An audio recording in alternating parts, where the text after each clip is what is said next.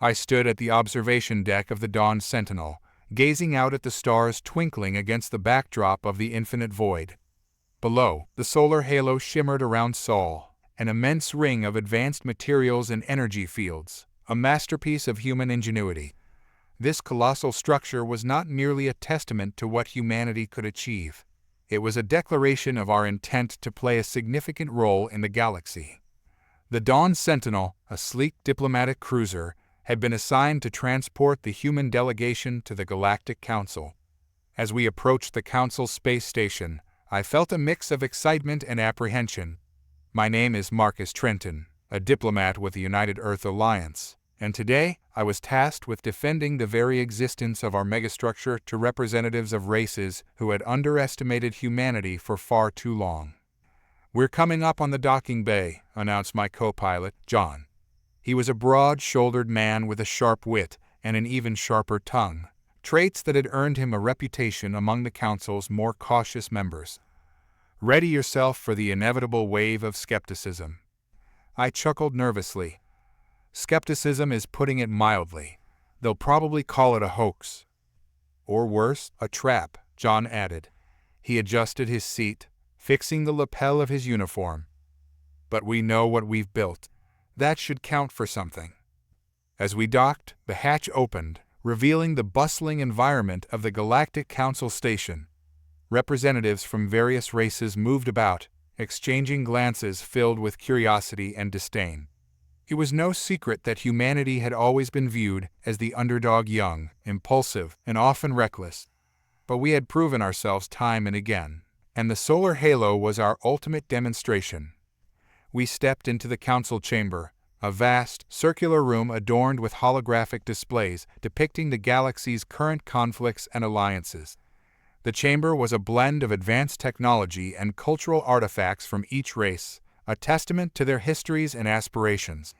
I noted the Zinthar, their armored exosuits glinting ominously under the chamber's lights. Their leader, Commander Zarak, was known for his ruthlessness. "Welcome, humans," he sneered, his voice echoing through the chamber. "Your audacity in constructing a megastructure around your sun is both impressive and concerning." "Thank you, Commander," I replied, forcing confidence into my tone. "We're here to explain the significance of the solar halo and to foster cooperation with the Galactic Council." The Kreelans, a merchant race clad in flowing robes of vibrant colors, shifted their attention toward us. Their leader, Volles, spoke with a melodic voice. "What makes you believe the Council should entertain your ambitions? History shows that your kind often acts out of desperation." "Desperation? No, this is progress," I countered. "The solar halo is designed to harness energy in ways that can benefit not just Earth, but the entire galaxy. We wish to share our advancements." A ripple of murmurs filled the chamber. I could see the skepticism etched on the faces of the council members, but I couldn't let them dismiss us so easily. I glanced at John, who was watching the room intently, waiting for the right moment to intervene. Before I could continue, a sudden alarm blared throughout the station. Red lights flashed ominously, casting a stark glow on the council members' faces. "What's happening?" Zarak barked, his calm demeanor evaporating. A holographic projection flickered to life in the center of the chamber, displaying an image of a Zinthar patrol ship, its weapons charged and ready. "This is Commander Core of the Zinthar Patrol Fleet," a voice boomed. "We have detected an unauthorized entry into our sector. Identify yourselves." The council members shifted, uncertainty replacing their earlier disdain. The stakes had suddenly risen, and I knew we had to act fast. "Zinthar patrols are known for their aggressive responses," John whispered. "If they perceive a threat, they won't hesitate to engage." "Then we need to make our intentions clear," I replied. "Commander Core needs to understand that we pose no threat. Not now." I stepped forward, raising my hands to signal peace. "Commander Core, this is Marcus Trenton of the United Earth Alliance. We are here for diplomatic purposes. The solar halo is a project of unity, not aggression." The holographic image flickered, and Core's face appeared, a mixture of skepticism and annoyance evident in his expression. You expect me to believe that your primitive species has constructed a weapon of mass destruction disguised as a megastructure. Primitive, I echoed, my voice steady despite the rising tension. What we've built is a beacon of innovation, not a weapon. It's capable of generating clean energy that could power entire star systems. We're here to share it, not to threaten anyone. Kor leaned forward, his features hardened by years of conflict and mistrust. Prove it. If your claims hold water, perhaps we can avoid a needless conflict. Before I could respond, Zarak interjected, his voice laced with sarcasm. Oh, what an interesting predicament. A human on trial to defend their claims against a patrol that considers them nothing but pests. The council chamber buzzed with energy as members exchanged heated whispers. I felt the weight of the moment pressing down on me. This was not just about the solar halo. It was about redefining humanity's place in the galaxy. We'll take you to the solar halo, I declared. Let us show you what we've accomplished, and perhaps you'll understand our potential. Very well, Kor replied, crossing his arms. But know this, if you attempt any tricks, the Zinthar will not hesitate to respond with force. With that, we began preparations for the journey to the solar halo. As I exchanged glances with John, I could feel a surge of determination within me. This was our chance to prove ourselves, not just to the Council, but to the entire galaxy. The shuttle ride was tense, filled with unspoken anxieties and the looming question of whether the Council members would embrace or reject our advancements. I glanced at the Zinthar soldiers stationed around us, their eyes scrutinizing every movement. Do you think they'll buy it? John asked quietly, his gaze fixed on the shimmering stars outside. They have to, I replied. The solar halo is proof of what humanity can achieve when we work together. As we approached the solar halo, its sheer size and complexity became apparent. The ring was an intricate mesh of materials, glinting with energy that pulsated rhythmically, almost alive. Impressive, isn't it? I remarked, turning to the council members. This is just the beginning. We envision a future where this technology can foster collaboration, where we share our resources for the betterment of all. As the shuttle docked at the solar halo, I could feel the anticipation in the air. This was our moment to shine or to fall into the abyss of galactic doubt. Stepping onto the deck of the halo, the delegates gazed at the breathtaking view of the star. I took a deep breath, ready to showcase humanity's greatest achievement. But as we began the tour, I couldn't shake the feeling that we were being watched. Little did I know that our presentation would soon be overshadowed by unforeseen dangers lurking in the shadows of the council chamber. The vast expanse of the solar halo enveloped us, its majestic structure glowing with pulsating energy. As we moved further into the heart of the megastructure, I felt an odd mix of pride and trepidation. Each step echoed the weight of our expectations not just for humanity, but for the council members who had come to judge us. Welcome to the core of the solar halo, I announced, my voice reverberating in the chamber. Holographic displays floated around us, showcasing the inner workings of the megastructure. Here, we convert solar energy into sustainable power for our planet and beyond. This is a glimpse into a future where we can share clean energy with every species across the galaxy. The council members exchanged glances, and I noticed Commander Kor leaning in, his expression shifting from skepticism to intrigue. Your technology seems advanced, he admitted, though I sensed the lingering doubt in his tone. But how do we know this isn't just a facade? What's stopping you from weaponizing this energy? Nothing, I replied honestly, surprising even myself with my candor. Just like any technology, it can be used for good or ill. But our intention is clear. We want to collaborate. We want to build bridges, not walls. Commander Zarak, however, remained unconvinced. Talk is cheap, human. Show us how this structure operates. Prove to us that it's not a weapon masquerading as a benevolent project. I gestured for John to activate the core's main controls. With a few swift motions, he brought up a live feed from the energy conduits, displaying streams of solar energy being harnessed and distributed throughout the halo. As the holographic representation swirled around us, I explained, the solar halo captures solar flares and converts them into usable energy. This energy can power entire cities or even starships.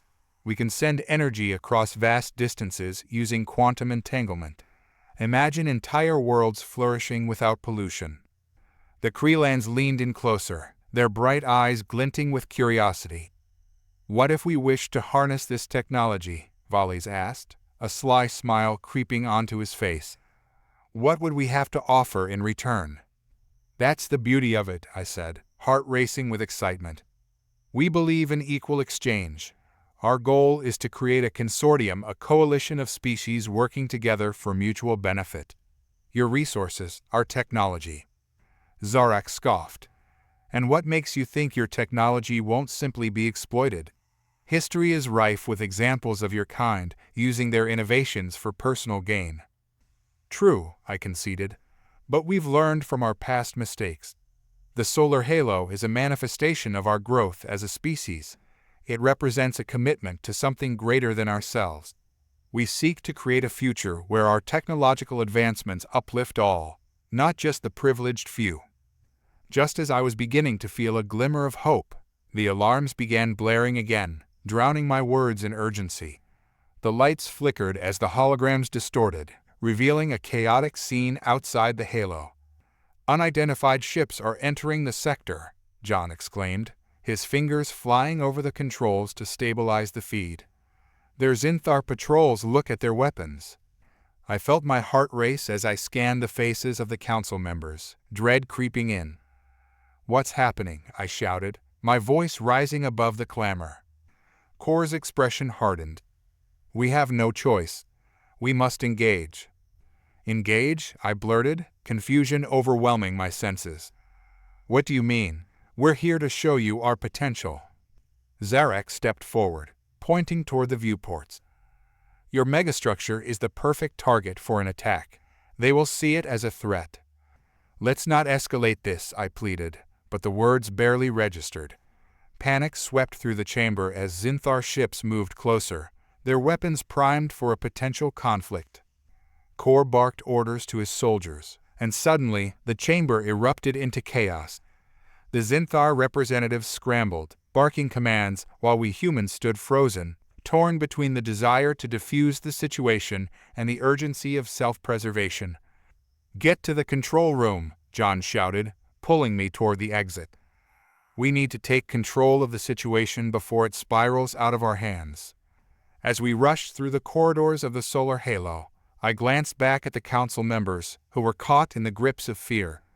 I knew that their decisions in this moment would impact the fate of humanity and the Galactic Council itself. Bursting into the control room, I was met with a wall of screens displaying the incoming Zinthar fleet. Panic buzzed in the air as John and I scrambled to assess the situation. We need to establish communication, I urged, my voice steady despite the chaos. If we can talk to them, maybe we can avoid a confrontation. We might not have the time, John replied, sweat beading on his forehead as he worked the controls. They're preparing for an assault. They see us as a target. Before I could respond, an explosion rocked the chamber, sending sparks flying. The alarms blared even louder, drowning out everything but the chaos around us. Hold on, John shouted, steadying himself against a console. I'm trying to reach them, but their systems are blocking us. I clenched my fists, frustration boiling within me. We can't let this happen, not like this. As I desperately searched for a solution, a thought struck me. What if we used the solar halo's energy to create a non-lethal EMP? It could disable their weapons systems without causing casualties. John's eyes widened with realization. That might just work, but we'll have to do it quickly, they're closing in. I nodded, adrenaline surging through me. Let's initiate the energy discharge sequence.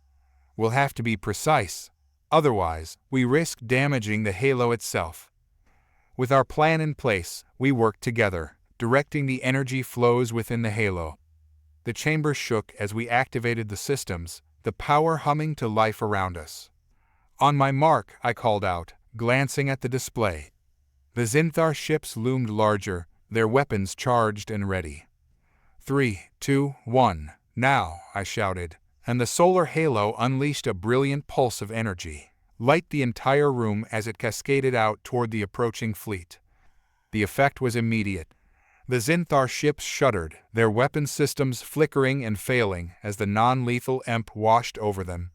Screens showed panic as crew members scrambled to regain control. "It worked," John exclaimed, relief flooding his voice. "We did it." But the victory was short-lived. The council members stared wide-eyed at the screens, uncertainty etched on their faces. They had witnessed our ingenuity, yet doubt still lingered in the air. Kor's voice echoed through the comms, laced with rage. "What trickery is this? You will pay for this affront." "Commander Kor, we did this to save lives," I pleaded. "We only wanted to protect ourselves and demonstrate that we mean no harm." "Your actions suggest otherwise," Kor growled. "Prepare for retaliation." As the threat hung heavy in the air, I turned to the council members, desperation in my voice. "We need your support. If we can present a united front, we may convince him that escalating this conflict is not in anyone's best interest." Volleys stepped forward, his demeanor shifting from skepticism to resolve. "I believe you, human. You've shown remarkable resourcefulness today. Perhaps it's time for the council to step in." With Volleys' endorsement, the mood in the room began to change. Zarak hesitated, the weight of his choices visible on his face. The council members were beginning to rally, but we needed to act quickly. Kor's voice boomed again, filled with fury. "You've made a grave mistake, humans. This will not end well for you." Suddenly, an idea sparked in my mind. "Let's reach out to Kor directly. If we can establish a dialogue, perhaps we can broker a truce." With a nod from John, I initiated the communication link. "Commander Kor, this is Marcus Trenton. We need to talk. We're not your enemy." The silence that followed felt like an eternity, the tension crackling in the air. Finally, Kor's face appeared on the screen, a mask of fury and uncertainty. "You have minutes before I decide how to respond. Speak quickly." "We don't want war," I said, my voice firm but calm. "We're here to show the potential of our technology. We believe it can benefit all races, including the Zinthar. Let's find a way to work together rather than resort to violence." "You think your words will sway me?" Kor scoffed. "Your kind is known for its betrayals." "But we've changed," I exclaimed, heart racing. "The solar halo stands as proof. We're not a threat, we're a partner ready to offer assistance. But we need your help to make this work. Without collaboration, we all lose." He studied me for a moment, a flicker of doubt crossing his features. "And if I refuse? What guarantee do I have that you won't use your megastructure against us?" "None," I admitted, the honesty weighing heavily in the air. "But we're not here to take advantage of anyone. We're here to prove that humanity can change, that we can rise above our past." The silence on the bridge stretched, each second ticking by like a thunderous drum. Kor's face remained a rigid mask, his eyes boring into mine through the communication screen. I held my breath, knowing that one wrong word could tip the fragile balance toward violence. Finally, Kor spoke, his voice low and deliberate. "You expect me to believe that humanity, once a species of warlords and conquerors, has now become a beacon of peace and cooperation. You ask for trust, but your history speaks otherwise." "I understand your hesitation," I responded, forcing calm into my voice. "But history is more than just a record of mistakes. It's a learning process. We've changed, Commander. The solar halo is proof of that. If we wanted conflict, we wouldn't have built this. We would have created weapons, not solutions." His gaze flickered, but his doubt was palpable. I pressed on, desperation tinging my words. "You've seen what we're capable of today, how we used the solar halo's power non-lethally to disable your ships. We could have fought, but we chose peace. That's the future we're offering the galaxy." Kor's jaw tightened, but something shifted in his eyes. He glanced at the other council members on his side, who were still reeling from the events that had unfolded. Behind him, His officers exchanged anxious looks, as though they, too, were unsure of what their next move should be. The pressure was suffocating, and I knew the window of opportunity was closing. I leaned closer to the console, my voice lowering as I delivered the final plea. "Commander, this is a moment for us to redefine what it means to be part of the Galactic Council. You don't have to make a decision today, but you can choose to give peace a chance. Humanity is extending its hand. Will you meet us halfway?" There was a flicker of hesitation on his face, a brief crack in the stoic armor he wore. It was subtle, but it was there. He was listening. But before Kor could respond, a new voice cut through the tension, deep and rumbling. "We've heard enough." The room fell silent as one of the most powerful figures in the Galactic Council, the Crota Supreme Chancellor, stepped forward. His towering form, covered in heavy armor, cast a long shadow over the council chamber. His presence was enough to silence any further protest or objections. "Human," the Chancellor began, his voice carrying the weight of centuries of authority.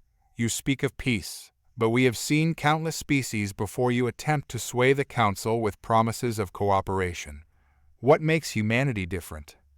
I swallowed, recognizing that this was the real test. The Supreme Chancellor wasn't interested in hollow words. He needed something concrete. Something that could sway not just the Zinthar, but the entire Galactic Council. "We are different because we've evolved beyond our past," I said, choosing my words carefully. "The solar halo isn't just a technological marvel, it's a symbol of our commitment to progress. This megastructure can provide power to worlds that have none. It can prevent wars over resources. It can lift entire species out of poverty."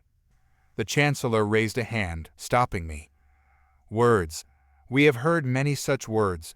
What proof can you offer us?" John, who had been silently working the controls next to me, suddenly leaned forward. "If I may," he interjected, his voice steady, "we've prepared a demonstration of the solar halo's capabilities. Not just its energy potential, but how it can benefit every member of the Galactic Council." With a few taps on the console, the holographic displays shifted, zooming in on various planets throughout the galaxy. They were Council member worlds, each facing challenges of their own. From energy shortages to agricultural crises, from infrastructure collapse to economic decline. "This is where the solar halo comes in," John continued. "We can direct its energy to these worlds, solving their problems without the need for conquest or exploitation. Every council member stands to benefit."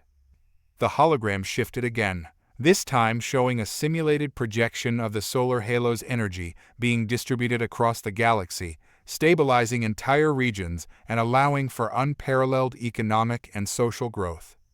There was a murmur among the council members.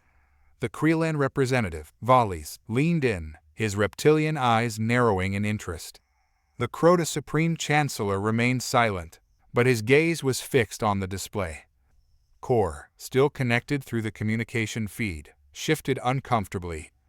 "And what is the price for this cooperation?" he asked, suspicion evident in his voice.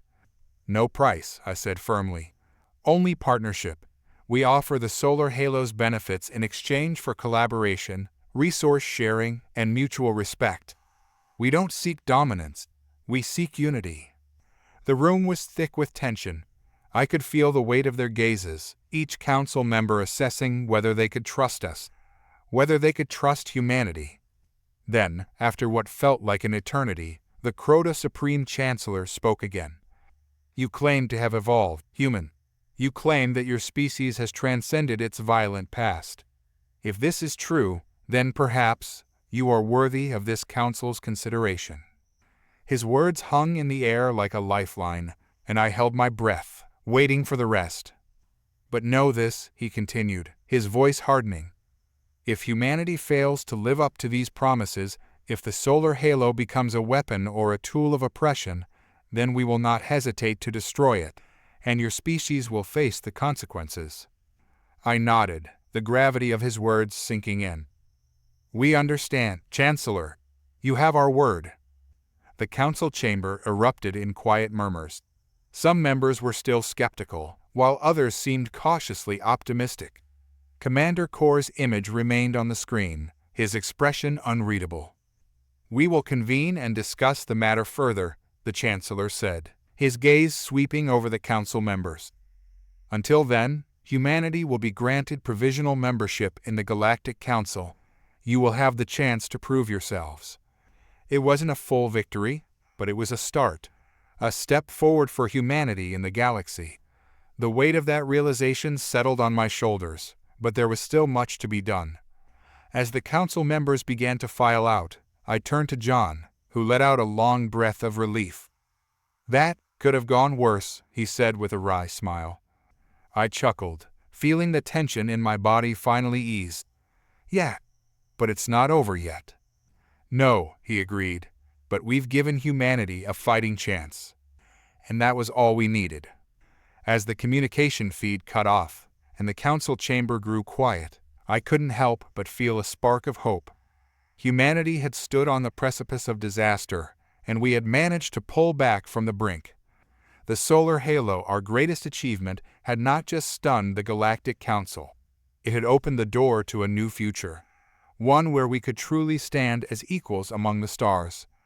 But as I stared out at the endless expanse of space, I knew that the real challenge was only just beginning. As the council session ended, we were left with the eerie silence of the bridge. I leaned back in my chair, my mind whirling from the confrontation that had just played out. It was a victory, but it felt fragile, as if one misstep could send everything crumbling down. I wasn't sure if the Galactic Council would truly give us a fair chance, or if they were simply waiting for the right excuse to strip us of this temporary reprieve. "Provisional membership," John muttered under his breath, echoing my thoughts. He sat beside me, eyes glued to the console, fingers drumming restlessly. "They're keeping us on a tight leash." I nodded. "It's better than being thrown out. We'll take what we can get for now." John shrugged, though his expression didn't show relief. "You know they're going to send someone to inspect the solar halo." "I expect nothing less. They'll want to poke and prod at our creation, look for weaknesses, confirm we aren't lying about its capabilities." I paused, the enormity of what we'd just done sinking in further. We need to be ready when they come. Suddenly, the proximity alarms flared to life, jolting us both upright. "Incoming vessel," shouted one of the deck officers. "It's not council-affiliated. We have no identification on them." "Put it on screen," I ordered, my pulse quickening. The image that appeared made my heart skip a beat. The sleek, black ship hovered in the distance, its silhouette menacing. No markings, no signals. It could be anyone. John glanced at me, brow furrowing. "Who the hell are they?" I had no answer. All I could do was watch as the unknown ship slowly approached, inching closer to the solar halo. "I want shields at full power," I said, my voice sharp. "Do not let them get too close." The officers moved quickly, activating the defensive systems that encircled the megastructure. A thin, shimmering field appeared around the halo, a glowing blue barrier that crackled with energy. Still, the ship drew nearer. "Open a channel," I commanded. After a tense moment, the communication link connected, and a figure materialized on the screen. He was human, but his features were sharp, angular, his skin unnaturally pale. His eyes cold and calculating sent a chill down my spine. "I am Captain Raylan of the Black Dagger Fleet," the man said, his voice silky and smooth. "I represent certain interests that have taken an extreme fascination with your little project." I narrowed my eyes, a sense of dread creeping into my chest. "We weren't expecting guests, Captain Raylan. State your business." His lips curled into a thin smile, one that didn't reach his eyes. "Your solar halo is quite the accomplishment, Commander. It's caught the attention of many powerful parties. I've come to negotiate a deal." "A deal?" John scoffed. "We don't even know who you are." Raylan chuckled, though there was no warmth in the sound. "You know exactly who we are. Mercenaries, pirates, opportunists, call us whatever you like. But we deal in power, Commander. And right now, your creation is the most valuable asset in the galaxy." I clenched my fists beneath the console. Of course. The moment the solar halo had gone public, we'd painted a target on our backs. The galactic underworld had always thrived on chaos, and the halo represented an unprecedented opportunity for control. Whoever controlled its energy flow would wield more power than any weapon or fleet. "You've come to the wrong place," I said, my voice steady. "The halo isn't for sale." Raylan's smile widened, though it only deepened the unease in the room. "Ah, but you misunderstand. I'm not here to buy. I'm here to offer protection and alliance, if you will. The Galactic Council may tolerate you for now, but they're fickle. They could change their minds in an instant, and when they do, they'll come for you. We, on the other hand, can offer you a more permanent arrangement." "Protection? From the Galactic Council?" John snapped, standing up from his chair. "Or are you offering protection from yourselves? This sounds more like extortion." Raylan's eyes gleamed with amusement. "Call it whatever you want, but we both know how the galaxy works. Power needs protection, and we are the best at what we do." I shook my head, anger rising. "The answer is no. We didn't build the solar halo to play into the hands of mercenaries or criminals. It's meant for something bigger than that." Raylan's expression darkened. The playful air evaporated, replaced by cold calculation. "You're making a mistake, Commander. Refusing my offer will have consequences." "We can handle the consequences," I said firmly, "and we don't need your protection." For a moment, the line went dead. Raylan's face remained expressionless, as if calculating the next move. I could feel the weight of the tension pressing down on the entire crew. John's hand hovered near the weapon's control, his face grim. Then Raylan's smile returned, but this time it was devoid of any charm.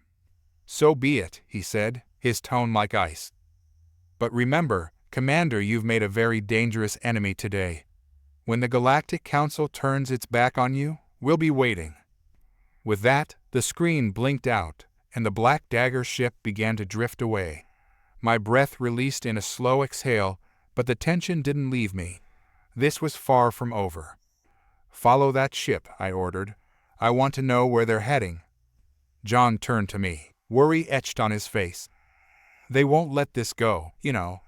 Raylan's right. If the Council ever doubts us, they'll swoop in like vultures." "I know," I admitted, staring at the now empty screen. "But we can't let fear dictate our actions. We've fought too hard to get this far." John nodded, though the unease in the room was palpable. The unknown had just knocked on our door, and it had left behind a threat we couldn't ignore. As we began tracking the Black Dagger ship, I couldn't help but think of the fragile alliances we had just forged with the Galactic Council. One slip, one moment of doubt, and everything we'd worked for could unravel. The solar halo had stunned the galaxy, but now it had drawn attention from the shadows as well. We had to be ready for anything. The true battle was just beginning. The following days were tense as we prepared for the inevitable. Raylan's ship had vanished into the depths of space, but the threat he'd left behind lingered like a shadow. Even as we navigated the precarious political landscape with the Galactic Council, we knew the Black Dagger fleet, or whoever was backing them, would be lurking, waiting for their opportunity to strike. We had no intention of sitting idle. John and I coordinated with our engineers and security teams, fortifying every critical point of the solar halo. Its defenses were state-of-the-art, but we couldn't afford any vulnerabilities. If anyone came for it, they'd be walking into a fortress. But Raylan's words still gnawed at me. He wasn't the kind of man to bluff. His confidence in the Council's eventual betrayal felt too real, too certain. A few days later, as the station settled into a more manageable routine, we received word that the Galactic Council was sending an envoy, a full inspection team, to review the solar halo. The news spread fast. Everyone aboard the halo knew what this meant: Judgment Day. John paced in front of me as we reviewed the inspection notice. "This is what Raylan was talking about. They'll nitpick every detail, looking for any excuse to revoke our status." "I don't doubt it," I replied, rubbing my temples. "But we have no choice. We've got to play along, Show them we're not a threat." "Not a threat?" John scoffed. "They know exactly what we're capable of. They're scared, and the halos just made it worse." "Fear makes people irrational," I said quietly. "We have to be prepared for that." We watched as the massive inspection cruiser made its approach toward the solar halo. The envoy was a neutral group within the council, but we both knew their neutrality only went so far. They would be thorough, perhaps even hostile toward any sign of human superiority.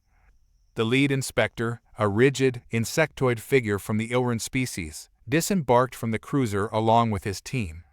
His compound eyes swept the length of our docking bay as he approached, his antennae twitching with every subtle vibration in the air. "Commander Marcus, I presume," the inspector said as we exchanged brief nods. "Inspector V. Hal, welcome aboard the solar halo," I replied, keeping my tone measured and professional. "We've prepared everything for your review." "Excellent," V. Hal said, his multi-limbed team already fanning out across the station. "This will be a thorough inspection. You will be cooperative, yes?" "Of course," I said, gesturing toward the interior of the halo. "You're free to examine every aspect of the station." As the inspection began, John and I followed them closely, making sure everything went smoothly.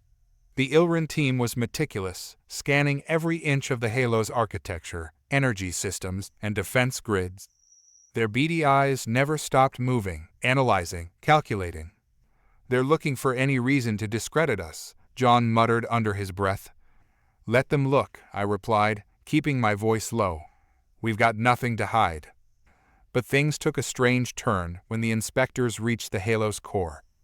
The central energy chamber, where the megastructure drew its power from the sun, was the most sensitive area of the entire station. The reactor's energy fields were finely tuned, creating a perfect balance to harness the raw power of the star itself. Inspector Vihal's interest peaked the moment we stepped into the chamber. His antennae flicked wildly as he scanned the massive power conduit running through the core, his narrow eyes glowing with an unsettling curiosity. "This is impressive," he said, his voice unusually soft. "You've managed to maintain this level of output without destabilization. Fascinating." I nodded cautiously.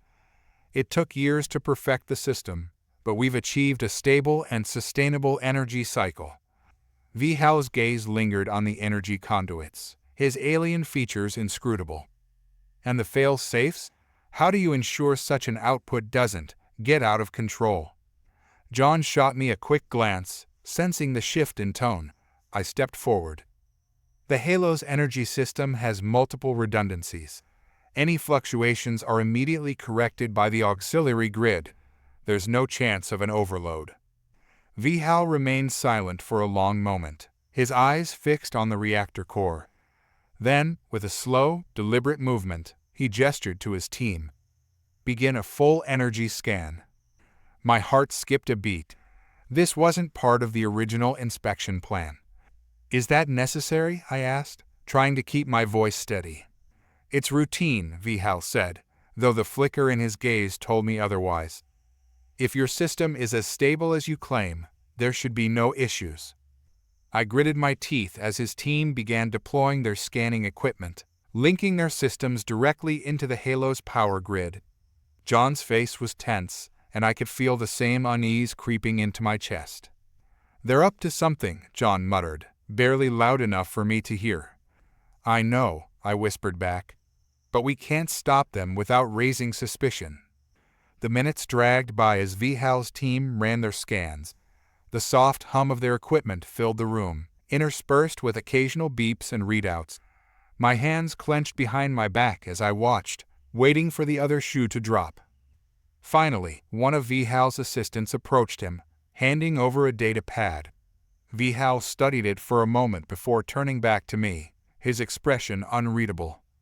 "Commander Marcus," he said, his voice low and deliberate, "there appears to be an anomaly in your energy readings, a subtle one, but significant nonetheless." I felt a cold sweat break out on the back of my neck. "What kind of anomaly?" "An inconsistency in your power flow," Vihal replied. It suggests that your energy system is drawing more than what's being output, more than what you claim it's capable of. My pulse quickened. That's impossible. Our systems are running exactly as intended. There's no way. Perhaps, Vihal interrupted, raising a hand. Or perhaps there's more to this solar halo than you've been transparent about. We will need to investigate further. John stepped forward, fist clenched. We've given you full access to everything. There's nothing here that you... Calm yourself, Vihal said, his tone patronizing. We are simply doing our due diligence. You have nothing to fear if your systems are indeed as flawless as you claim. I took a deep breath, forcing myself to remain calm. You can run all the tests you need, Inspector. But I can assure you, our energy systems are stable and secure. Vihal's antennae twitched again, and for a brief moment, I caught a flicker of something in his eyes, something like satisfaction. Very well, he said. We shall see. As the inspectors continued their work, I couldn't shake the feeling that we were being set up. Something wasn't right. Vihal's insistence on the energy anomaly felt too deliberate, too well-timed. I glanced at John, who was staring at Vihal with barely concealed fury. They're going to try to pin something on us, John growled under his breath. I nodded. We need to figure out what they're up to, and fast. The solar halo had just become the center of a very dangerous game. The inspection continued with an air of suspicion hanging over every interaction. Despite the growing tension, we remained outwardly calm, but internally, we were racing against time. Vihal's claim of an energy anomaly gnawed at me. The solar halo was running flawlessly. Yet, the Council's inspectors had a way of turning minor details into major scandals, especially when they were motivated by fear. That night, as the Council team slept in their quarters, John and I met in the Central Command Center. The station was quieter now, the hum of the halo's core providing a constant reminder of the power we controlled. They're setting us up, John said, pacing back and forth, his voice low but tense. This energy anomaly, there's no way it's real. They're fabricating it. I know, I replied, leaning over the central holo table. But we need proof. If we accuse them without it, it'll just give them more ammunition to use against us. John slammed his fist on the table. We can't wait around for them to tear this place apart. Raylan warned us. They want to take the halo, and this inspection is just the start. I nodded, the frustration bubbling inside me as well. Then we need to outplay them. We can't let them take control of the narrative. We spent the next few hours going over every inch of the halo's energy systems, scanning for any sign of tampering. If Vihal had planted something to create this so-called anomaly, we'd find it. But despite our best efforts, there was nothing, no malfunction, no sabotage. The solar halo was as perfect as it had always been. Damn it, John cursed, throwing down his data pad. We're missing something. We're missing what they're after, I said, staring at the core's readings. There's no way they're just looking for a reason to revoke our status. They want something more. John frowned. Like what? I didn't have an answer, not yet. But I knew we had to think bigger. The halo wasn't just a marvel of human engineering, it was a symbol of what humanity could achieve, and that terrified the Council more than anything. They didn't want us to have that power, and if Vihal was here to dismantle it piece by piece, we had to be ready to defend it. That's when it hit me, the anomaly wasn't just a fabricated excuse. It was a distraction. They're diverting our attention, I said, my voice low. The anomaly, the inspections, it's all to keep us occupied while they do something else. John's eyes narrowed. Like what? I tapped the control panel, pulling up the station's logs from the past 24 hours. If they're up to something, we'll find it in the data. They can't hide everything. For the next hour, we combed through the logs, cross-referencing every movement the inspection team had made. At first, nothing stood out, just routine checks and scans. But then we found a data spike, barely noticeable, during the energy scan in the core. They accessed the core's memory banks, I said, my heart racing. VHAL's team wasn't just scanning the power flow, they were downloading something. John's face darkened. What were they after? I pulled up the logs, tracing the data access to its source. What I found sent a chill down my spine.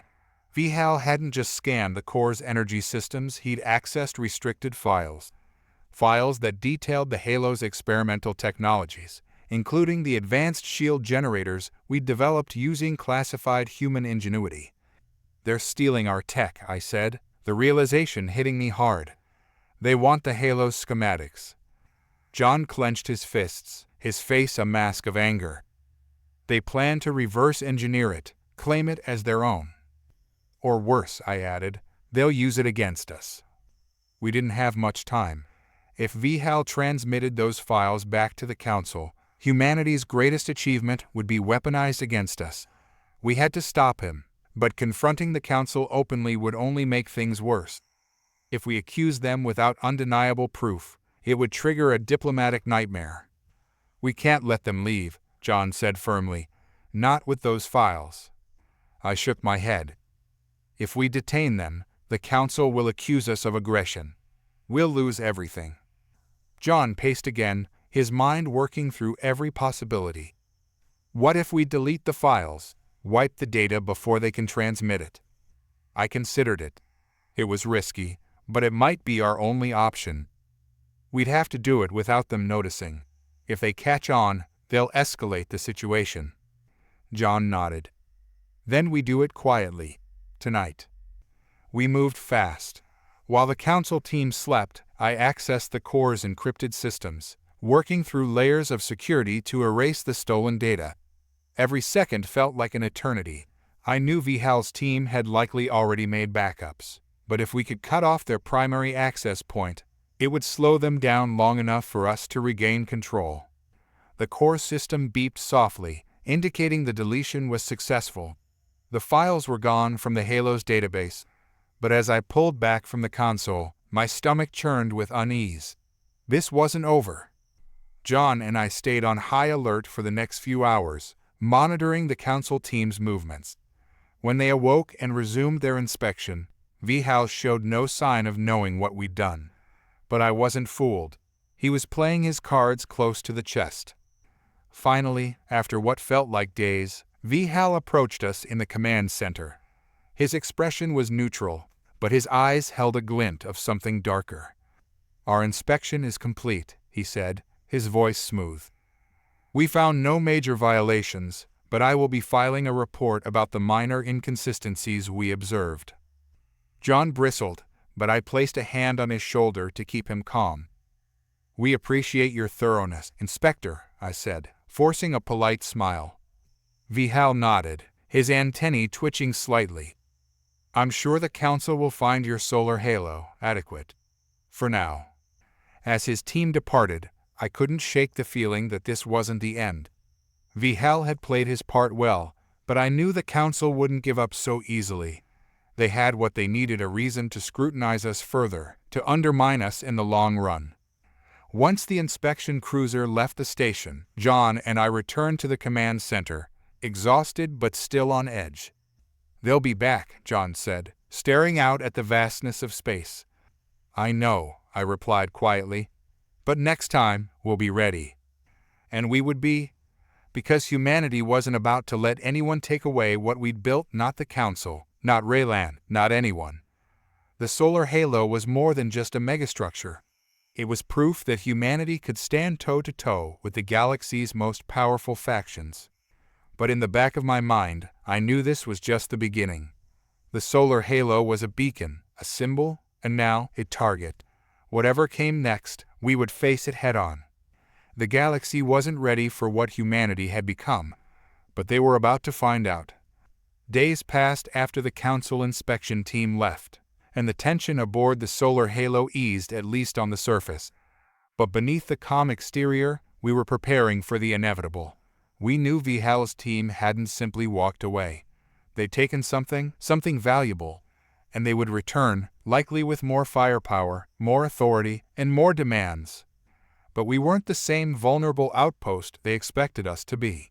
We had built the Halo as a testament to human resilience and ingenuity, and now we were reinforcing it in ways they couldn't imagine. John had put together a team of the best engineers and strategists, working day and night to upgrade our defenses, secure our systems, and bolster our shielding.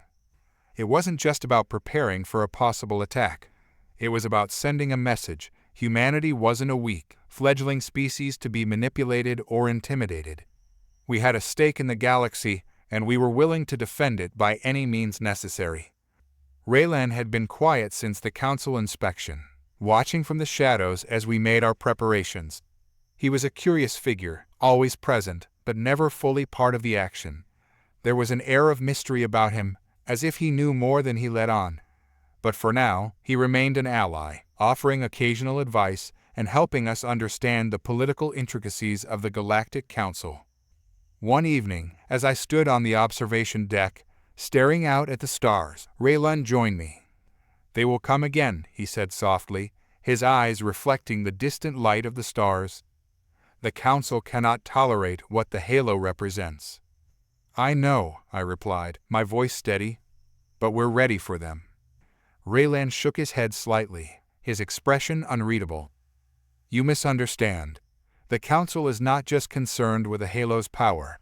They fear what it symbolizes: the independence of humanity. You are no longer bound by their rules, their oversight. That terrifies them." I turned to face him, feeling a wave of frustration.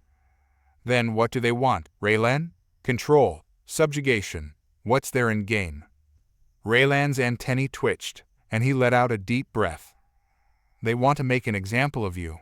If humanity can defy the Council and build something like the solar halo, then other species might follow suit.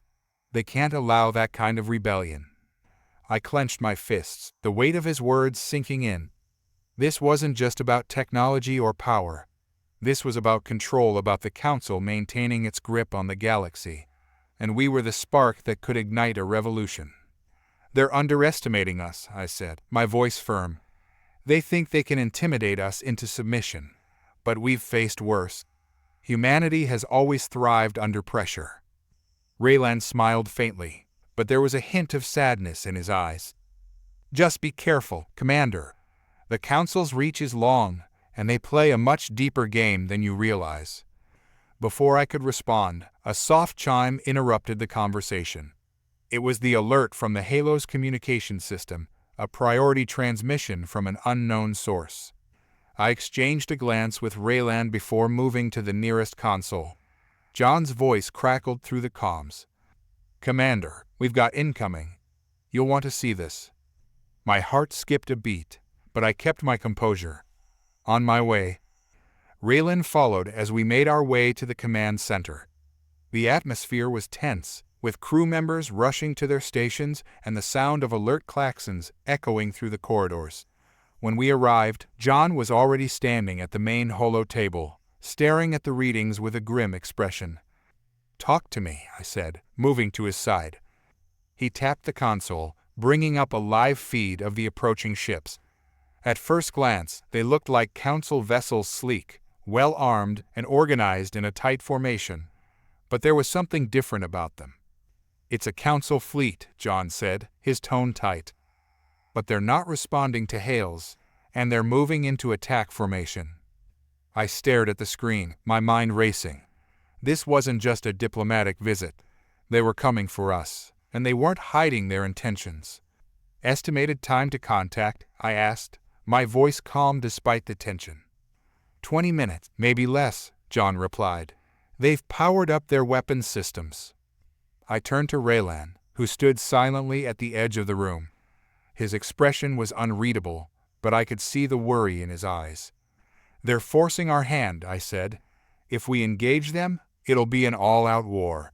But if we don't, they'll take the Halo," Raylan finished, his voice quiet but firm. "And they'll destroy everything you've built." I took a deep breath, my mind racing through the possibilities. We couldn't afford to provoke the Council into a full-scale conflict. But we couldn't just roll over and let them take the Halo either.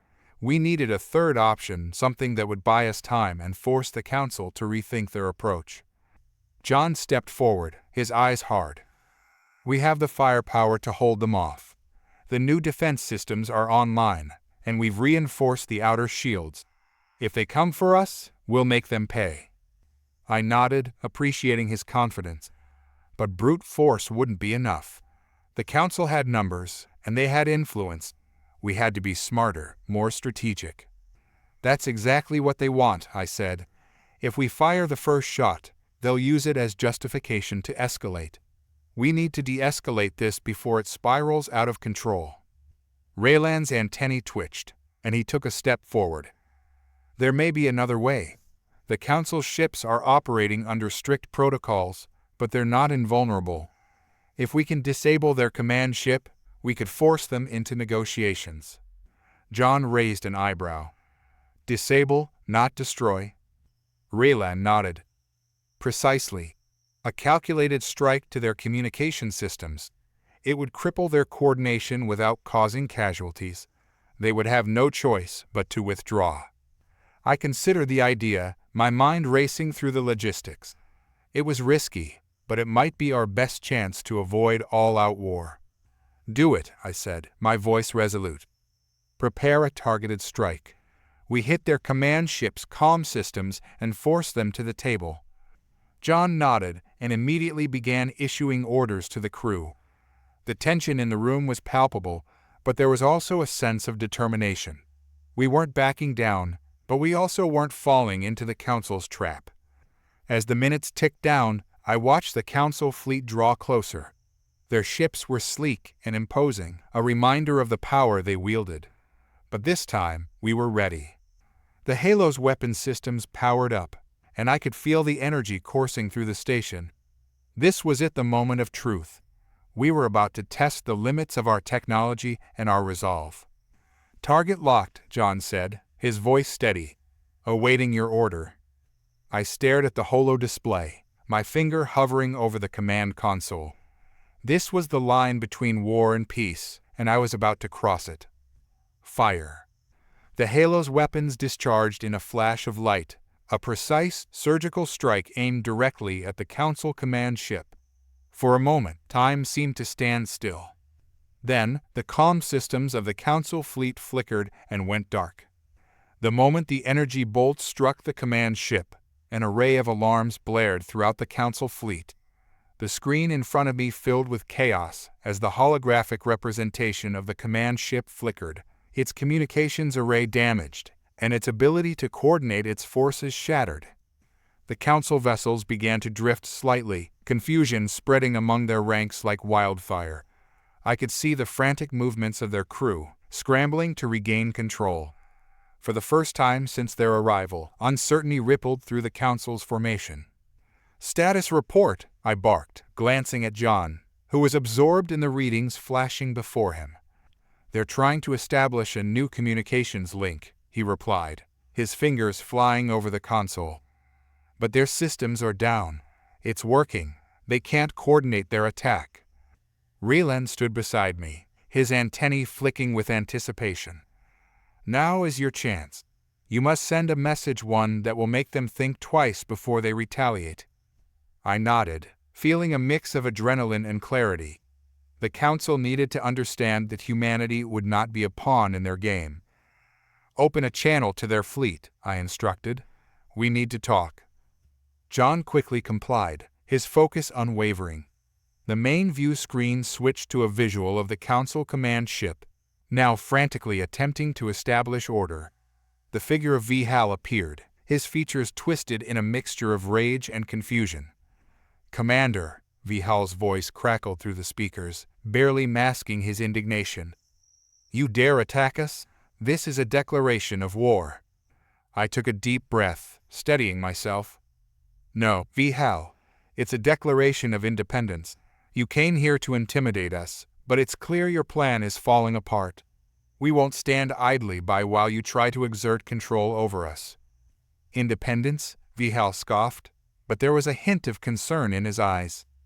"You're playing a dangerous game, human. You have no idea what forces you are provoking." "I understand perfectly well," I shot back. "We've faced threats before, and we've overcome them. But what you don't realize is that you've underestimated us. We built this station, and we're willing to defend it. So if you wish to continue this escalation, I assure you, you will regret it." A tense silence filled the space, and for a moment, I thought I had lost my nerve. Then, Vihal's expression shifted, a flicker of realization dawning on him. "You're prepared to fight," he said slowly, an edge of respect creeping into his voice. "But at what cost? You cannot win against the combined might of the Galactic Council." "Perhaps not," I conceded, "but we can certainly make it costly for you. Our resolve will outlast your threats. You may have power, but we have spirit." Vihal hesitated, his brow furrowing as he weighed his options. "This is a dangerous path. You'll draw the ire of more than just the Council. You'll make enemies of powerful factions, not just here, but across the galaxy." "Then let it be so," I declared, my heart racing. "We choose our own path, Vihal. Either you recognize our sovereignty, or we will defend it with every ounce of strength we possess." His gaze hardened, but there was a flicker of something, perhaps a grudging respect, before he composed himself. "You are a brave human, Commander. I admire that, but bravery alone will not save you. I will give you one chance to reconsider your position. Stand down and surrender the solar halo, or face the consequences."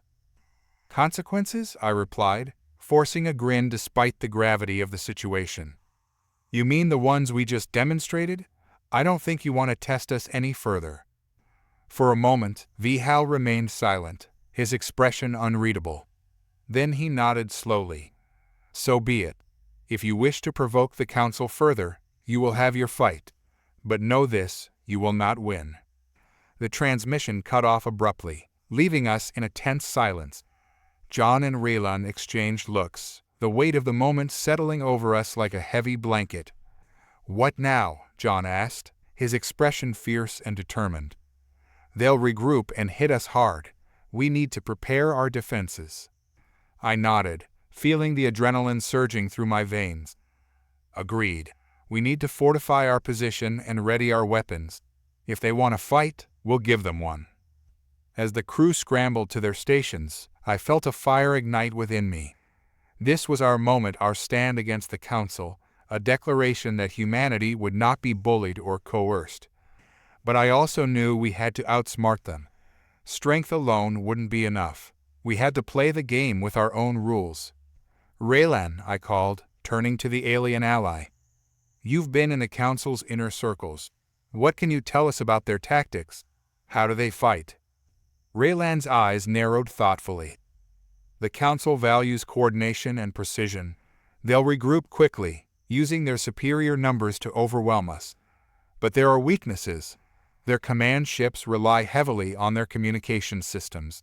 If we can strike at their ability to coordinate, we can turn their strength against them." "Then that's what we'll do," I declared. "We'll set traps, ways to lure their ships into our defenses. We have the advantage of the Halo's megastructure and our knowledge of its intricacies." John grinned, his eyes lighting up with excitement. "I can rig the outer perimeter with energy dampeners. When they come in close, we can take out their smaller vessels without exposing ourselves too much." "Perfect," I replied. "And Raylan, can you help us with any specific tactics the Council has used in the past? We need to anticipate their movements." As Raylan shared his insights, a plan began to form, a strategy that utilized our strengths against the Council's overwhelming forces. It would be a battle of wits as much as of firepower, and we were ready to engage. Time passed in a blur as we implemented our defensive strategies. Crew members hustled through the corridors, preparing the solar halo for the impending conflict.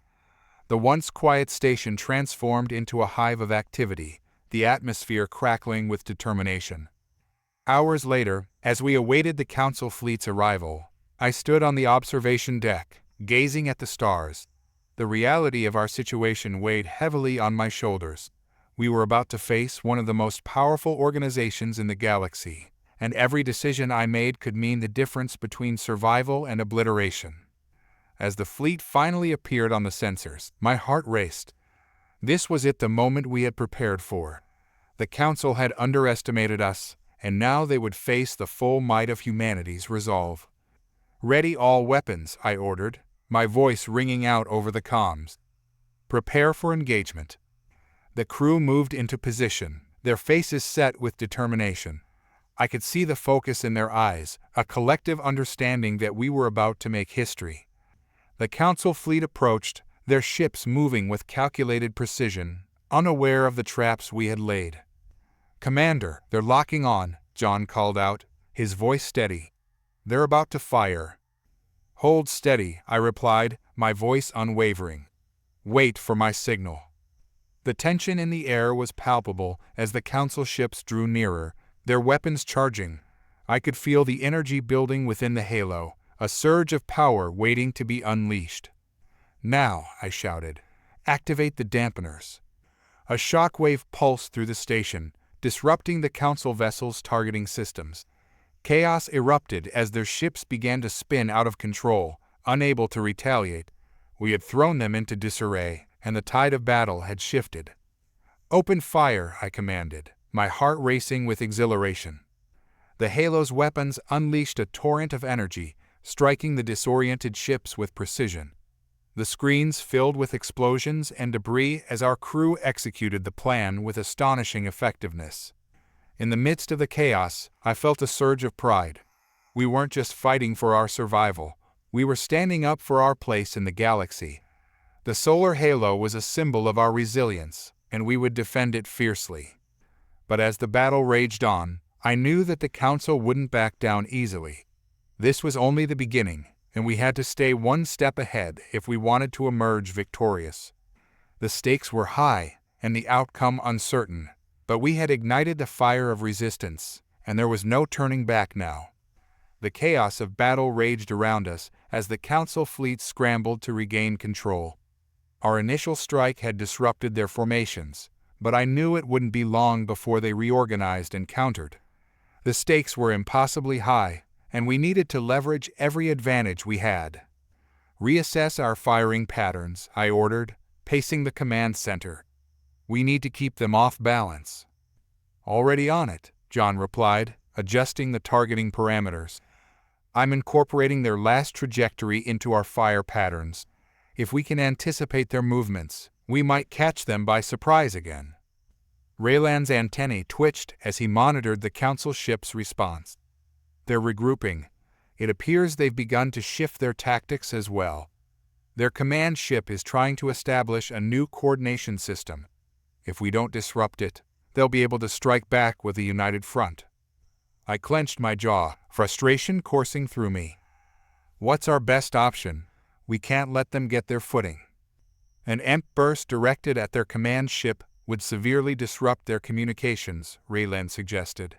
"If we can disable their ability to coordinate their forces, it may buy us enough time to exploit the chaos we've already created." I nodded, feeling the weight of the decision. "Do it. Prepare the EMP. Make sure it's directed at the command ship. We'll aim for maximum disruption." As the crew scrambled to execute my orders, I could feel the tension building.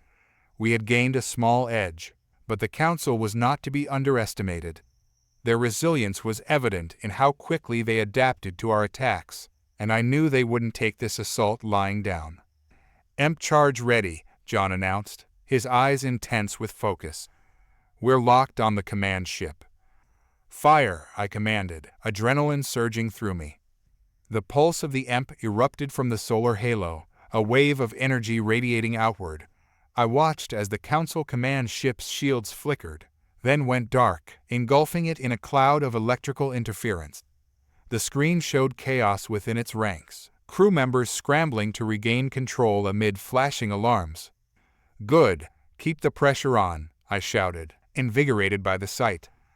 "Target their smaller vessels. We need to take them out before they can regroup." With our weapon systems locked on, the crew unleashed another barrage, targeting the disoriented ships. Explosions rocked the battlefield, and for a moment, the tide seemed to turn fully in our favor. "Direct hits on their front line," John reported, a triumphant grin spreading across his face. "They're losing formation. Keep it up." But just as I felt a surge of hope, the alarm systems began blaring again, drowning out the cheers of the crew. "Commander," John shouted, his expression turning serious. "Incoming vessels from the left flank." I turned, my heart sinking. More Council ships, remnants of their previously coordinated forces, were now barreling towards us with renewed vigor. They had rallied, despite our earlier victories. "Reinforce the shields," I ordered. "Prepare for evasive maneuvers." As we shifted our course, dodging incoming fire, I could see the Council ships closing in, their weaponry primed for retaliation. The moment we'd gained was fleeting, and we needed to adapt quickly. "Commander," Raylan interjected, his voice steady despite the chaos, "we need to create an opportunity to draw them into a more favorable position. If we can lead them into the debris field left from their destroyed ships, we can use it to our advantage." "Good idea," I agreed, my mind racing. "We'll feint to the right and then swing back towards the debris. It will give us cover and make it harder for them to lock on." With renewed determination, we executed the maneuver. The solar halo twisted and turned, luring the Council ships into a chase. The debris field loomed ahead, a chaotic mass of broken ships and scattered wreckage. "Hold steady," I called out as we entered the field, navigating the obstacles with precision. "Keep them on our tail." "Here they come," John warned, sweat beading on his forehead. "They're still locked on." As we darted through the debris, our tactical advantage began to unfold. The Council vessels struggled to maintain their pursuit, colliding with remnants of their own fleet. Each impact sent shockwaves through their formation, further fracturing their ranks. "Now, activate the mines," I commanded. The solar halo's weapons unleashed a torrent of explosive mines, hidden among the debris, catching the Council ships off guard. The explosions erupted like fireworks in the void of space, and I watched as several Council vessels were torn apart. "Direct hits," John shouted, his excitement infectious. "They're scattering. We're gaining the upper hand." I could hardly believe it. Against all odds, we were turning the tide of battle. The Council had underestimated our resolve and our ingenuity. "Maintain fire on the remaining ships," I ordered, a fierce determination flooding through me. "We need to drive them back and show them that humanity will not back down."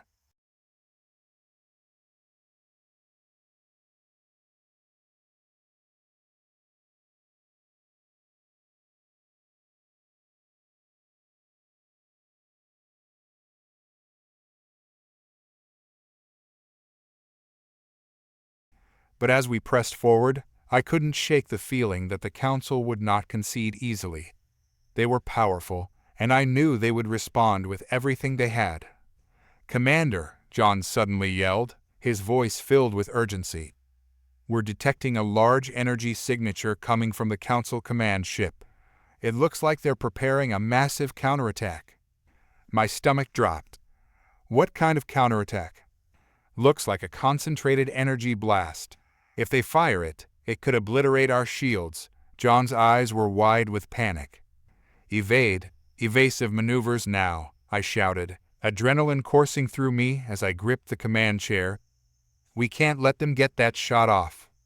The crew worked frantically to evade, the solar halo twisting and turning through the debris field as I pushed us to the limits of our maneuverability. The ship shuddered under the strain, but I could feel the spirit of humanity fueling our efforts. We would not back down. "Focus on their weapon systems," I commanded. "If we can disable that blast before they fire, we can turn the tide for good." John's fingers flew over the controls, recalibrating our weapons. Targeting the command ship's weapon systems, locking on now. "Do it," I urged, my heart pounding in my chest. "We need to hit them before they can fire." As the targeting system locked onto the Council command ship, the view screen showed the countdown for their massive energy blast. Tension crackled in the air, and I could feel the weight of the moment pressing down on us. "Firing," John announced, his voice resolute. A bright flash erupted from the solar halo, a beam of energy shooting toward the command ship. Time seemed to slow as the shot arced through space, connecting with the Council's weapon systems just as the countdown reached 0. The impact was thunderous. The command ship erupted in a blinding explosion, its powerful blast collapsing inward as its systems failed. I felt a surge of triumph as I watched the remnants of the ship disintegrate in front of us. "Direct hit! They're down!" John cheered, a mixture of disbelief and exhilaration in his voice. But as I absorbed the victory, my relief was short-lived. The remaining Council ships began to regroup, and I could see the flicker of desperation in their movements. This wasn't over, not yet. "Prepare for their next move," I warned, my gaze locked on the remaining ships. "They won't give up easily." Raylan's eyes narrowed, his expression grim. "They're consolidating their forces, Commander. They'll try to overwhelm us with sheer numbers." I knew he was right. We had gained a momentary edge, but the Council would not falter in their pursuit. If we were to survive, we needed to strike decisively. "Let's turn this momentum to our advantage," I declared, adrenaline surging through me. "We'll take the fight to them. Prepare for a full offensive." As the crew mobilized, I felt a fire ignite within me. This battle was more than just a defense of the solar halo. It was a declaration of humanity's strength. We would show the Council that we were not to be trifled with. "Let's give them a fight they'll never forget," I said, my voice firm. And as the solar halo surged forward, I knew that we were ready to face whatever the Council had in store. We had ignited the fire of resistance, and together we would push back against the darkness threatening our future. The energy in the command center crackled with anticipation as we moved to engage the Council's remaining forces. The remnants of their fleet were now scrambling, desperately attempting to reorganize in the face of our renewed offensive. We had taken out their command ship, but I could see the determination in their eyes. They wouldn't surrender easily. "Lock onto their lead ship," I commanded, feeling the weight of every decision pressing on me. "We'll make them the example." "Locked on and ready," John confirmed, his fingers flying across the controls. "Weapons primed." "Fire!" I shouted, watching as our energy weapons unleashed a torrent of firepower toward the Council lead ship. The energy bolt struck true, sending shockwaves through the hull and leaving a gaping hole in its side. "Direct hit!" John yelled, excitement coursing through his veins. "They're losing power." But as I reveled in our success, I noticed a shift in the remaining Council ships. They were consolidating, forming a defensive formation around their few remaining warships, preparing for a counterattack. It was a classic move, a last-ditch effort to regroup and strike back. "Reinforce our shields," I barked, realizing the potential threat. "Prepare for incoming fire." The shields flared to life as we braced for impact. Energy beams shot toward us, light the dark expanse of space. The solar halo shook under the assault, but our defenses held. "Return fire," I ordered. "Target their flanking vessels. Let's break this formation." With renewed determination, we unleashed a series of shots toward the flanking ships. Explosions blossomed in the darkness, lighting up the battlefield like a macabre fireworks display. The Council vessels were caught off guard, struggling to maintain their defensive stance. "We're making progress," Raylan shouted, his voice filled with a mix of excitement and concern. "But they're trying to adapt their tactics. We need to keep the pressure on." As our shots rang out, I felt a surge of hope. The Council had underestimated us, but they were learning quickly. It was a game of cat and mouse, and I needed to stay one step ahead. "Adjust our firing patterns," I instructed John. "Let's throw them off balance again." John nodded, recalibrating the targeting systems. New patterns locked and loaded. "Now," I commanded, my heart racing as I took in the battlefield. "Fire!" The solar halo roared to life, sending out a barrage of shots that pierced through the Council's defensive line. With each hit, I could see their ranks begin to falter. "Direct hits on their lead ships," John shouted, a triumphant grin spreading across his face. "They're taking heavy damage." "Keep it up," I urged, adrenaline pumping through me. "We need to break their spirit." But just as it seemed we were gaining the upper hand, I spotted a new threat emerging from the shadows. A massive Council warship, larger than anything we had faced before, slipped into view from behind the debris. Its silhouette loomed ominously, and I felt my stomach drop. "Commander," Raylan warned, his voice urgent. "That ship is armed with heavy weaponry. If they target us—" "I know," I snapped, rallying my focus. "We need to take it out before it can engage." "Redirecting fire," John shouted, sweat glistening on his brow as he worked the controls. "Targeting the new threat now." "Do it," I yelled, my heart racing. The solar halo pivoted, and we unleashed a concentrated volley aimed at the approaching warship. The shots connected, lighting up the dark void with brilliant flashes of energy, but the warship's shields absorbed much of the impact. "They're returning fire," John shouted, panic lacing his voice.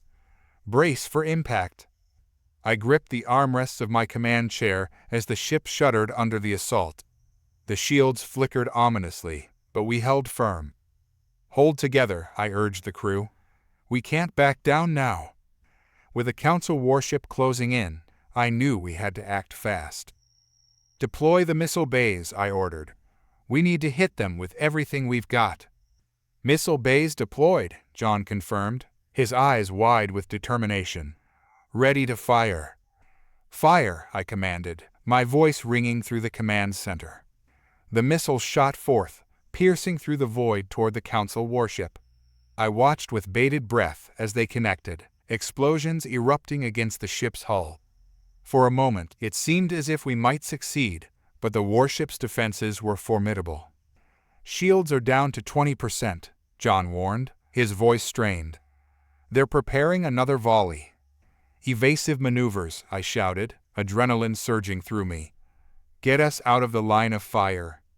The solar halo twisted and turned, dodging incoming fire as I desperately tried to outmaneuver the larger vessel. The crew worked tirelessly, their focus unwavering despite the chaos surrounding us. "Target their weapon systems," Raylan suggested, his voice steady amidst the storm. "If we can disable their firepower, we can level the playing field." "Good idea," I agreed, my mind racing. "John, recalibrate for a precise shot on their weapons." "On it," John replied, determination etched across his face. As we adjusted our targeting systems, the Council warship fired again, a deadly beam of energy that struck the solar halo's shields.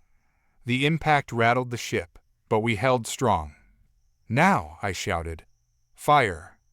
Our shots connected with a warship's weapon systems, and I watched as explosions rippled across the hull. The ship shuddered violently, and I could see sparks flying from its weapon arrays. "Yes, we're breaking through," John cheered, the excitement in his voice infectious. But as I reveled in the moment, I felt a cold dread wash over me. The Council warship began to shift, its massive bulk turning toward us, revealing a secondary weapon, a colossal energy cannon. "Commander, we need to move," Raylan shouted, urgency coloring his tone. "It's preparing to fire." "Evasive maneuvers," I yelled, my heart racing. "Now." We barely managed to pull away as the energy beam erupted from the warship, tearing through the void where we had just been. The shockwave rocked the solar halo, and I could feel the strain on the ship's hull. "Shields down to 10%, John reported, panic creeping into his voice. "We can't take another hit like that." I gritted my teeth, desperation clawing at me. "We have to end this. All remaining power to weapons. We'll take a risk." "Power diverted to weapons," John confirmed, determination flashing in his eyes. "Ready to fire." "Lock on and fire everything we've got," I commanded, my voice unwavering. The solar halo erupted with energy, a storm of firepower directed at the Council warship. The beams collided with its hull, and I watched as the ship reeled from the impact, its systems beginning to fail. "Direct hits," John shouted, exhilaration flooding his voice. "It's weakening." But the Council warship was still formidable, its defenses holding longer than I had anticipated. I felt the tension rising again as its weapons recharged, preparing for another assault. "Keep firing," I yelled, my heart pounding in my chest. "We can't let up."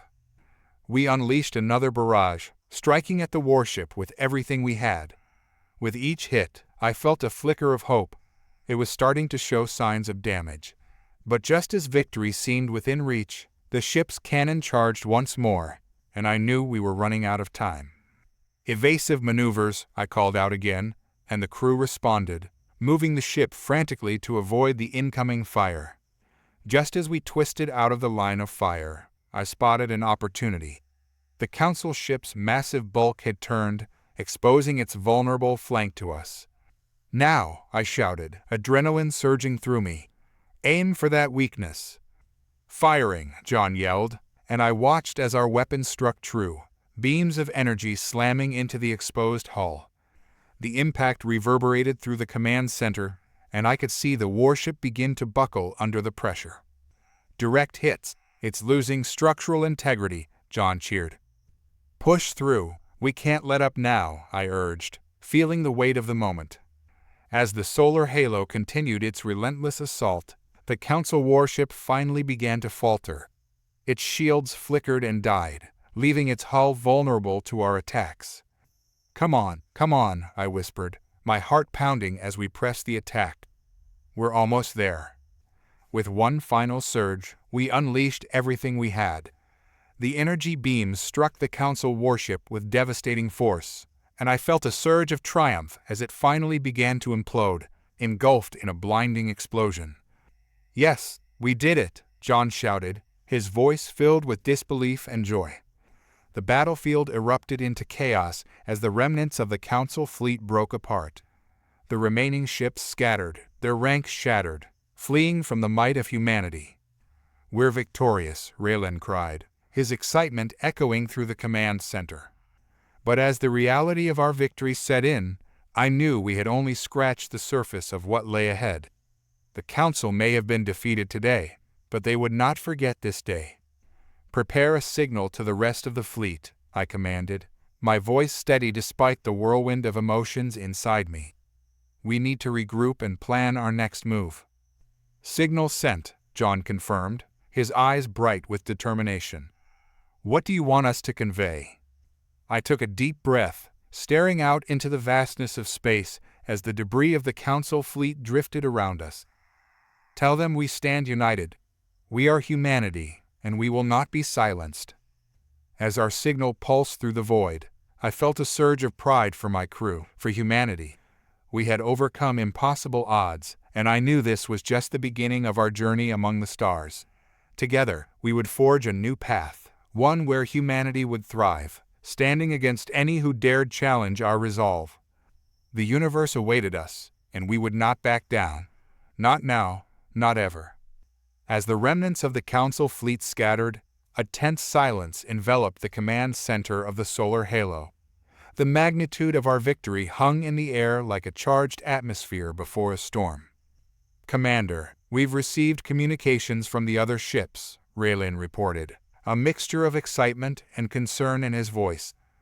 "They're asking for updates and orders." "Patch them through," I instructed, taking my place at the central console. The screens flickered to life, displaying the faces of various commanders and crew members from our fleet, their expressions a blend of disbelief and awe. "This is Commander Elijah of the Starfire," one voice came through clearly. "Did we really just defeat the Galactic Council?" "We did," I affirmed, my voice steady. "But this is only the beginning. We've shown them our strength, but we must be prepared for their retaliation." A murmur of agreement rippled through the network. It was a revelation to them, the realization that humanity was no longer just a footnote in galactic history. We were a force to be reckoned with. "What's our next move?" another commander asked, his brow furrowed with concern. "We need to consolidate our position," I said, looking each of them in the eye. "Send scouts to assess the condition of the remaining Council forces and gather intelligence on their next steps. We must be vigilant." John chimed in, "I'll ensure the solar halo is ready for repairs and any necessary upgrades. We can't afford to be caught off guard again." "Good thinking," I acknowledged, knowing we needed every advantage we could muster. As the communication continued, a sense of camaraderie built among us. The victories we had achieved were not merely individual triumphs. They were a testament to humanity's resolve. Our crew, our fleet, was a united front against any threat. After the updates were shared and strategies discussed, I turned my attention back to the viewscreen, now displaying the vast expanse of space littered with debris from the Council fleet. The sight was a bittersweet reminder of the battle we had fought and the challenges that lay ahead. "Commander," Raylan interrupted my thoughts, "we're receiving a transmission from the Council." "Put it through," I replied, intrigued. The screen flickered and revealed a haggard Council representative. His demeanor was one of reluctance, a stark contrast to the arrogance we had seen earlier. "Commander of the Solar Halo, this is Representative Zelth of the Galactic Council. We seek terms for a ceasefire."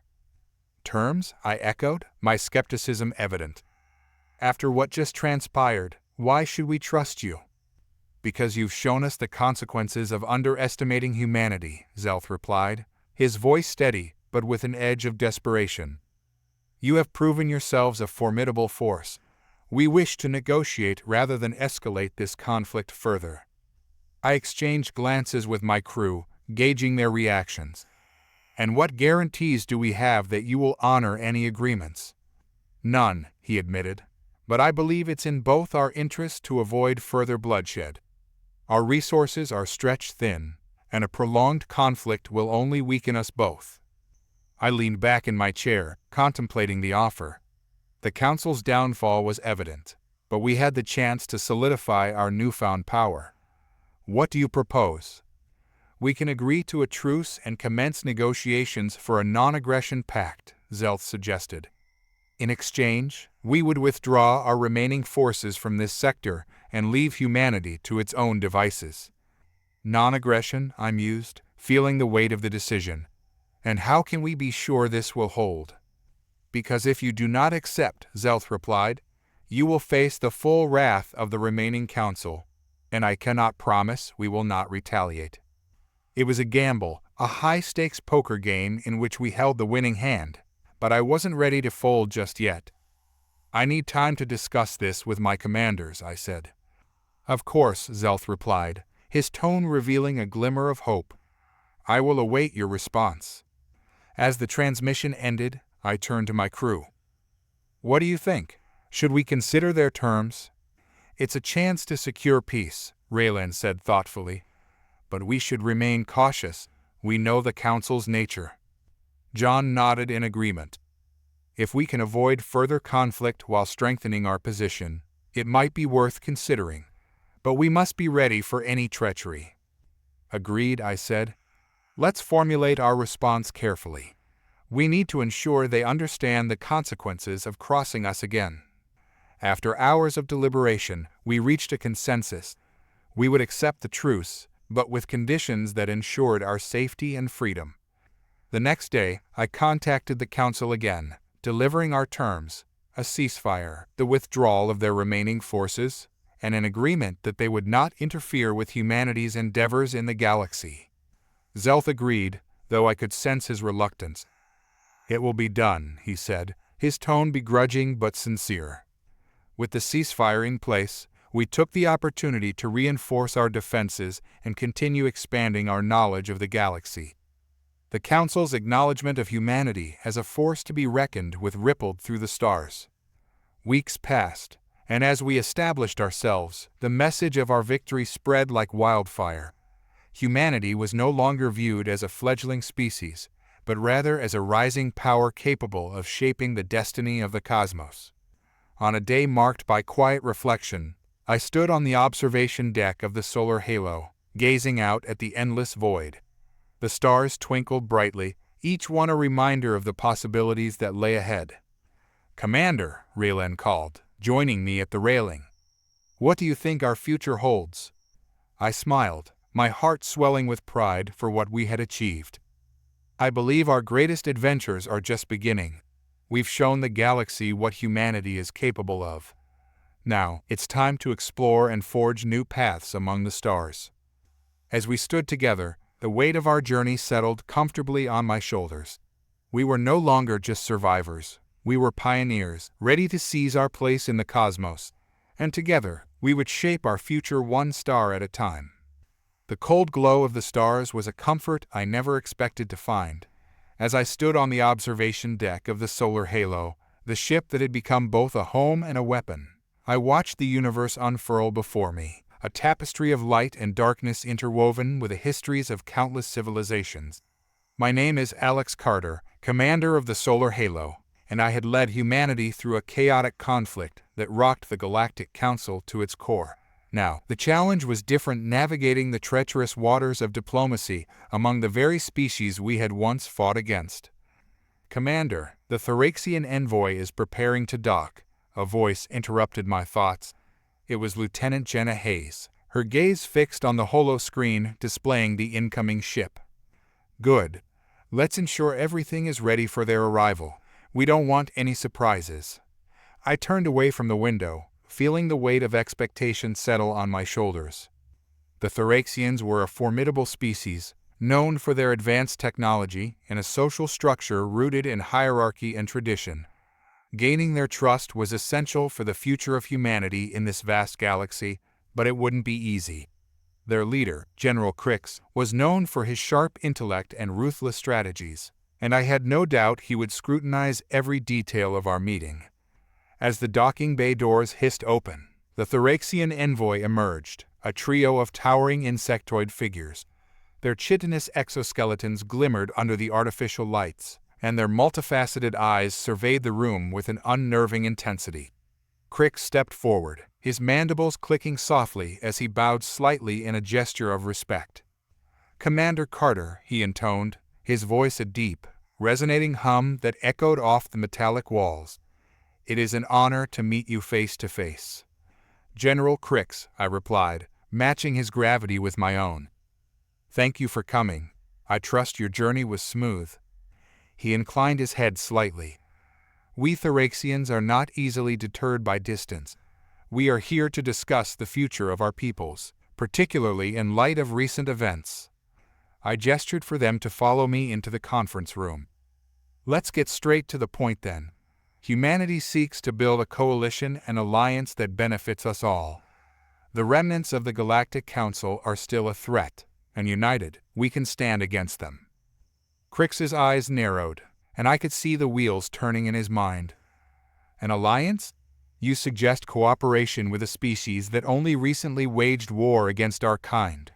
Trust is a fragile thing, Commander. We've faced similar foes, Crix. Our enemies wish to pit us against one another.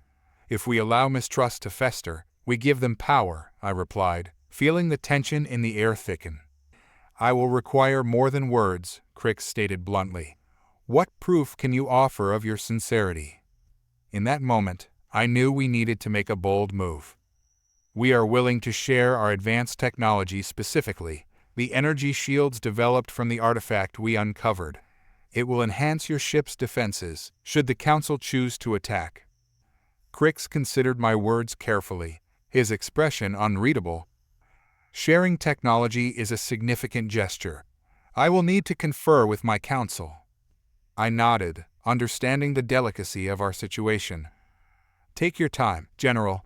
But know this, if we can stand together, we will emerge stronger." The conversation continued, a delicate dance of words and intentions, as we laid the groundwork for what I hoped would become a powerful alliance. But in the back of my mind, unease gnawed at me. Trust was hard-won, and I feared that our enemies would not remain idle while we forged new paths. Later that evening, after the Thraxians departed, I gathered my crew for a debrief. The conference room was filled with a mix of tension and optimism as we discussed the meeting's outcome. "We need to keep our guard up," I warned, pacing the room. "The Thraxians may be willing to ally with us, but we don't know their true motives yet. We should consider our next steps carefully." Lieutenant Hayes chimed in. "What if we offered to accompany them on a demonstration of our technology? It would show our commitment to the alliance." "That's a solid idea," I agreed. "Let's extend the offer and prepare for their response. In the meantime, we should start gathering intelligence on the remnants of the Galactic Council. I want to know what they're planning." As my crew dispersed to their stations, I couldn't shake the feeling that our struggles were just beginning. The galaxy was a vast and dangerous place, and while we had achieved a fragile peace, the shadows of our past loomed larger than ever. The next morning, we received an unexpected message from Crix. He requested a meeting to discuss our offer, and I felt a surge of hope. Perhaps this was the moment we could solidify our alliance and take the first step toward a brighter future. On the bridge, I felt the hum of the ship beneath my feet as we approached the Thraxian vessel. My crew worked efficiently, their faces a mixture of excitement and apprehension. I took a deep breath, reminding myself of the importance of this moment. As the docking bay doors opened again, Crix and his council entered, their demeanor noticeably more relaxed. "Commander Carter," Crix said, his tone less formal than before. "We have discussed your proposal, and we are prepared to demonstrate a level of trust that may benefit both our peoples." A knot of tension in my chest began to loosen. "Excellent. I believe this is the first step toward a lasting alliance. We will accompany you to the site of your artifact," Crix stated, his eyes gleaming with intrigue. "The Council will want to see this technology in action." I nodded, a grin breaking through my serious demeanor. "Let's set course then." As we prepared to leave, I felt a spark of optimism ignite within me. Perhaps, just perhaps, this was the beginning of a new era. But deep down, I knew that even in the light of hope, danger lurked in the shadows, ready to strike when least expected. With a steady hand on the controls, I set the ship on course for the artifact's location, unaware that betrayal was already weaving its web among our newfound allies. As the solar halo glided through the star-strewn void, I couldn't shake the sense of impending danger. The Thraxian envoy had agreed to witness our technology firsthand, but I knew their fascination could easily turn into a desire to possess it. As I navigated through the swirling nebulae, I watched the shimmering colors dance outside the viewport, a stark contrast to the tension brewing within me. "Commander," Jenna said, breaking my reverie, "we're approaching the artifact's location. Sensors indicate that the site is intact and ready for examination." "Good," I replied, forcing a calm demeanor. "Let's prepare for the briefing. We need to ensure our demonstration is flawless." In the command center, I gathered my crew. "We need to make this demonstration count. If we can convince the Thraxians of our technology's value, we can solidify our alliance." "Should we discuss the potential risks?" asked Lieutenant Tom Chan, our tactical officer. He leaned forward, concern etched on his face. "They could easily try to reverse engineer what we show them." I nodded. "Absolutely. We'll only demonstrate the shield technology. Let's keep the weapon systems under wraps for now. Trust needs to be earned." As we descended towards the planet, a barren rock cloaked in swirling dust storms, I felt the weight of responsibility pressing down on me. This was our chance to prove ourselves, not just as warriors, but as potential allies. Moments later, we landed in a wide clearing near the artifact, a colossal structure that had been unearthed during our battle with the Council. Its smooth, crystalline surface pulsed with a faint blue light, the energy source that had allowed us to develop our shields. The Thraxian delegation disembarked, their interest palpable. Crix stepped forward, his mandibles clicking in excitement. "Incredible. This structure is unlike anything I have seen before." "Allow me to show you its capabilities," I said, gesturing toward the shield generator we had set up nearby. As my crew prepared the equipment, I could see the Thraxians exchanging glances, their expressions a mix of intrigue and skepticism. "Your trust is commendable," Crix said, his tone low. "But I must warn you, the Council does not take kindly to those who wield power. They see it as a threat." "Then we'll ensure they understand that our intentions are peaceful," I replied, my voice steady. As the demonstration began, I activated the shield generator, enveloping the artifact in a shimmering protective barrier. The light danced around us, casting ethereal shadows that flickered across the rocky ground. I could see the awe in the Thraxian's multifaceted eyes. "Fascinating," Crix said, his gaze fixed on the energy field. "Such technology could change the tide of many conflicts." "Indeed," I replied, feeling a surge of pride. but it's meant for protection, not aggression. Together, we can create a safer future for all our species. Yet as I spoke, a nagging doubt crept into my mind. Crix's enthusiasm felt too measured, as if he were gauging the power we held rather than genuinely considering an alliance. Later, after the demonstration, I gathered my crew to discuss the day's events.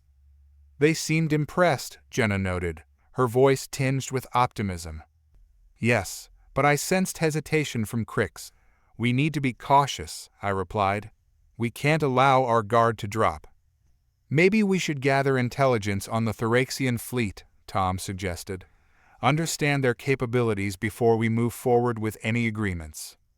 Good idea. Let's set up a surveillance net around the area, I instructed, feeling the familiar tension tightening in my chest again. But before we could act, a warning blared through the ship's systems.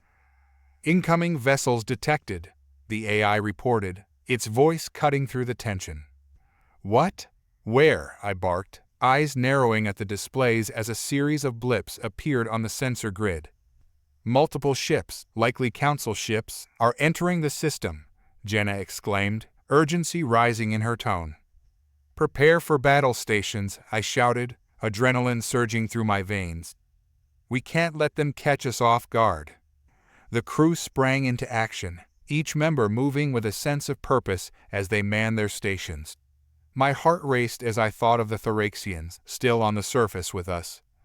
Commander, we need to get Crix and his team back on board, Jenna urged, her eyes wide with concern. If they're caught in the crossfire. I know, I interrupted, trying to keep my voice steady. Tom, prepare a shuttle to extract them. We'll cover their retreat with our shields. As the shuttle was prepped, I could see the distant silhouettes of the incoming vessels. The Galactic Council had sent a small fleet, a reminder of the danger still lurking in the shadows. I had thought we could negotiate peace, but it seemed they had other plans. Commander, the Council ships are hailing us, Jenna said, her fingers flying across the console. On screen, I ordered, and the image of a stern-faced counselor filled the screen. Commander Carter, he began, his tone dripping with disdain. You are trespassing on Council space. Surrender your technology and prepare to be detained. Not happening, I replied, crossing my arms defiantly. We're here to protect ourselves and our allies. If you want to fight, you'll have one. The counselor smirked. You are foolish to resist. The full might of the Galactic Council is not to be underestimated. As he spoke, I could see the Thraxians in the distance, gathering around their shuttle. Crix's expression was a mix of anger and concern as he observed the standoff. Prepare to engage, I commanded, my heart pounding. Let's show them just how resilient humanity can be. The moment the Council ships entered firing range, the solar halo shuddered as I ordered the weapon systems online. Prepare for engagement, I barked, adrenaline surging through me as my crew scrambled to their stations. Firing sequence initiated, Tom reported, his fingers dancing across the controls. We have full power to the plasma cannons. Lock on to the lead vessel, I commanded, feeling the weight of the moment. This was not just a battle for our survival, but a test of humanity's resolve. Locking on. Now, he replied. Ready when you are, Commander. Fire, I shouted, and the ship jolted as the cannons discharged a brilliant stream of energy, striking the lead Council ship with a resonating boom. The impact sent shockwaves through the void, and I watched as the Council ship reeled from the blast, a gaping hole marring its hull. Direct hit, Jenna cheered, her voice brightening the atmosphere for a moment.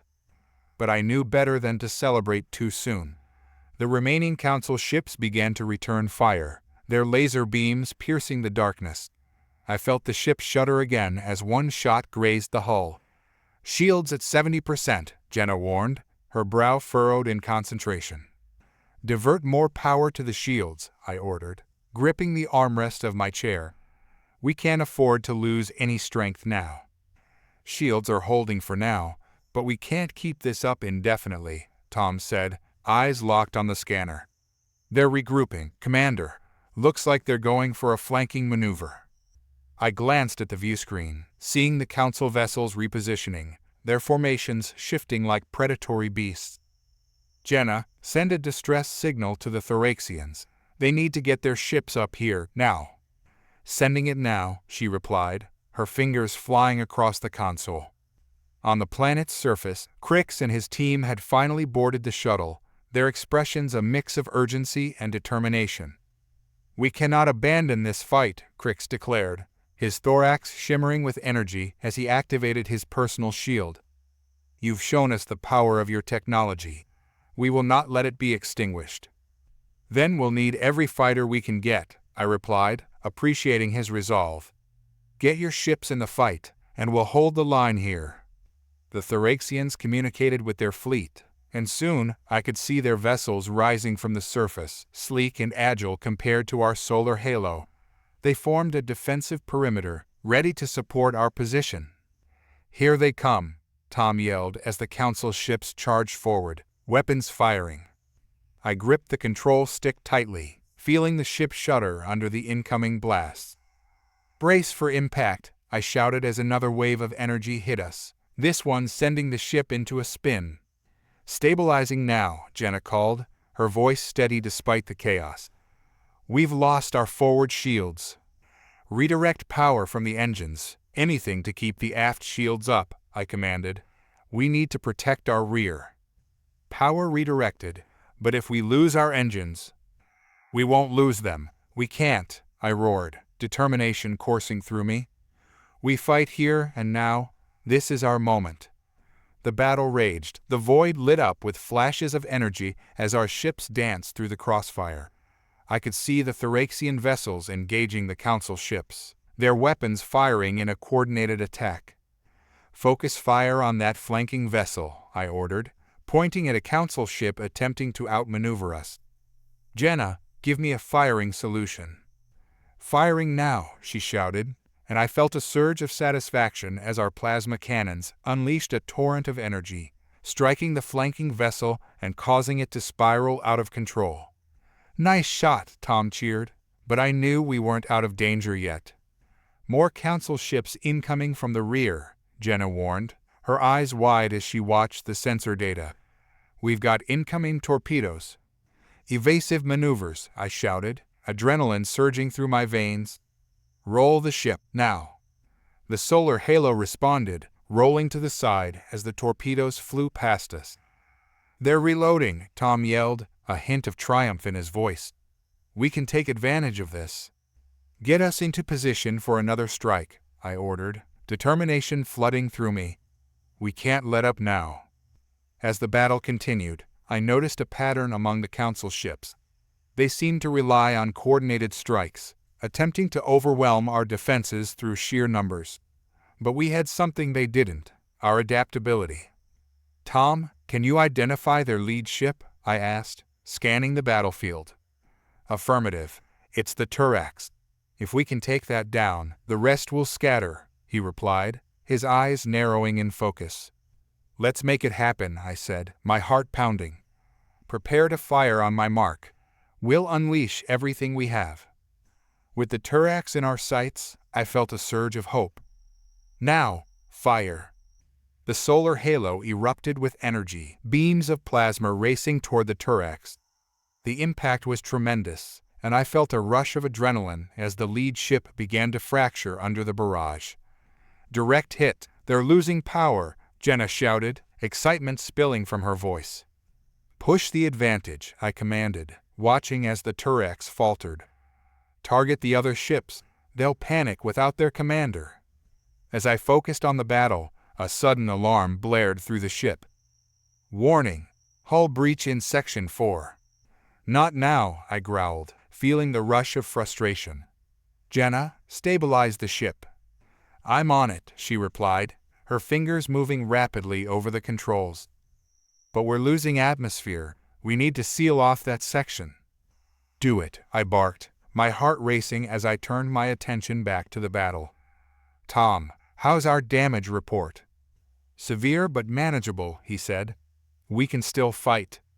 Then we fight, I roared, determination fueling my words. Rally the Thoraxians. We will not let them take us down. Just as we pressed the attack, the Turax crumbled under our onslaught, its hull rupturing in a brilliant explosion. The remaining Council ships scattered, but they were not finished yet. They began firing wildly, desperation fueling their actions. "Stay focused," I shouted. "We can't let them regroup." The Thraxians engaged, their ships weaving through the chaos with impressive agility. "Commander, they're making a run for it," Jenna reported, excitement threading her voice. "Don't let them escape. We need to show the Council that humanity will not be intimidated." As the Council fleet began to retreat, I couldn't help but feel a surge of triumph. We had held our ground. We had shown them that humanity, alongside our new allies, was a force to be reckoned with. But the victory felt bittersweet, knowing that this was just the beginning. The Council would not forget this encounter easily, and the weight of that knowledge hung over me like a storm cloud. "Let's regroup and assess the damage," I ordered, feeling a sense of exhaustion settle over me. "Agreed," Tom said, rubbing the back of his neck. "But I think we've made a statement today." "Yes," I replied, nodding slowly, "and we'll need to prepare for whatever comes next. This fight may be over, but the war for our future is just beginning." As the remnants of the Council fleet drifted into the void, the aftermath of the battle settled around us like a heavy fog. The solar halo shuddered, its systems working overtime to recover from the sustained onslaught. "Damage report," I commanded, my voice steady despite the exhaustion gnawing at my limbs. "Forward shields are down to 30%, Jenna replied, her eyes glued to the screens. "We've lost atmosphere in sections 4 and 5. Repair drones are already deployed to seal the breaches." "Good. Let's get the crew patched up and back on duty," I said, trying to instill a sense of urgency despite the weariness in my voice. Tom approached me, a grim look on his face. "Commander, we need to discuss the implications of this battle. The Council isn't just going to let this go. They'll regroup and retaliate." "I know," I replied, rubbing my temples. "But we have allies now. The Thraxians proved their worth in battle today. If we can maintain this alliance, we might stand a chance against whatever the Council throws at us next." Meanwhile, on the surface of Thuris, Crix and his warriors stood in the remnants of their command center, processing the battle's outcome. "This is a turning point for us," Crix said, rallying his troops. "We have shown that we can stand alongside humanity, that we can fight back against the Council's tyranny." "But what comes next?" one of his lieutenants asked, uncertainty in his voice. "The Council will surely strike back." "We prepare," Crix replied firmly. "We train harder, we strengthen our forces. We must be ready for their retaliation." Back on the solar halo, I gathered my senior officers in the war room, the tension palpable in the air. "We've survived the Council's first assault, but they will come again. We need a strategy to turn this victory into a sustained advantage." Jenna nodded, her expression determined. "If we can gather more allies from other systems, we can form a coalition against the Council." "Agreed," Tom added, "but we need intelligence on their movements. We must know when and where they plan to strike next." I leaned forward, resting my elbows on the table. "We'll send scouting parties to gather intel. We need to know their strength, their weaknesses. If we can disrupt their operations, we can buy ourselves some time." As the crew began preparations, a sudden commotion erupted outside the war room. The door slid open, and a familiar figure entered, a Thraxian warrior, his exoskeleton gleaming under the lights. "Commander," Crix said, urgency lacing his voice. "We've detected an anomaly in the nearby star system. It appears to be a Council supply ship, heavily armed but vulnerable. If we act now, we could disrupt their supply lines." I considered this for a moment, a plan forming in my mind. If we can strike before they realize what's happening, we might cripple their ability to retaliate. "Let's take the fight to them," Tom suggested, excitement sparking in his eyes. "Agreed. Crix, gather your fighters. We'll need the Thraxians' agility and speed for this mission," I ordered, feeling a renewed sense of purpose. As we prepared for the mission, I couldn't shake the feeling that the Council was more than just a political entity. They were a threat that loomed over our existence, and their next move would be critical. "Commander, we're ready for departure," Jenna reported, her voice steady. "Let's move out then," I said, my heart racing with anticipation. "We'll make the Council regret ever underestimating us." The journey to the anomaly was tense, the ship's systems humming as we entered the coordinates. I stood at the helm, eyes fixed on the viewscreen, scanning for any signs of the Council ship. "There it is," Tom exclaimed, pointing at the screen. The supply ship loomed ahead, surrounded by smaller escort vessels, all oblivious to our approach. "Prepare for evasive maneuvers," I ordered. "We'll strike fast and hard." "Plasma cannons charged and ready," Jenna confirmed. "On your mark, Commander." "Engage," I shouted, adrenaline surging as the solar halo surged forward. The moment we engaged, chaos erupted. Our plasma cannons lit up the void, striking the nearest escort ship, sending it spiraling into the supply vessel. "Direct hit," Tom cheered, but I knew we couldn't linger. The remaining escort ships were turning their weapons toward us, their engines flaring to life. "Brace for impact," I shouted as energy bolts shot past us, narrowly missing our hull. "Shields holding at 60%, Jenna reported, her voice calm under pressure. "Let's keep the pressure on them. Target the supply ship," I commanded. "Locking on," Tom replied, focusing the ship's weapon systems. "Firing now." The plasma struck true, and I watched in satisfaction as the supply ship erupted in a dazzling explosion, debris scattering in all directions. But the remaining escort ships were regrouping, their weapons primed for retaliation. "More ships incoming from the starboard," Jenna warned, urgency creeping into her tone. "Get us out of here," I commanded, feeling the weight of the situation pressing down. "We need to regroup and reassess." As we maneuvered away from the battle, I felt a surge of pride and trepidation. We had struck a blow against the Council, but this was only the beginning. The tides were turning, but we had to be prepared for their inevitable retaliation. "Let's get back to the solar halo," I ordered, sensing that our victory wouldn't last long. "We need to report our findings to the Council of Humanity and plan our next steps." Back on the ship, I gathered my team once more, the atmosphere charged with anticipation. "We've made a statement today, but we need to keep our momentum. We've disrupted their supply lines, but we can't let them regroup. We need to continue striking where it hurts." Jenna nodded, her eyes gleaming with determination. "We should reach out to our allies. If we can gather more support, we can form a united front against the Council." "Then let's make it happen," I said, my resolve steeling. "We will show them that humanity won't back down." The atmosphere aboard the solar halo was charged with anticipation as we prepared to meet our allies. News of our recent victory over the Council's supply ship had spread like wildfire, igniting a fire in the hearts of those who once viewed humanity as a minor player in the galaxy's grand scheme. I stood at the helm, looking at the stars that glittered through the viewport, each one a reminder of what we were fighting for. "Commander, we're nearing the rendezvous coordinates," Jenna called out, breaking my reverie. "The Thraxian fleet is already in position, and we have additional ships arriving from several allied systems." "Excellent," I replied, feeling a surge of optimism.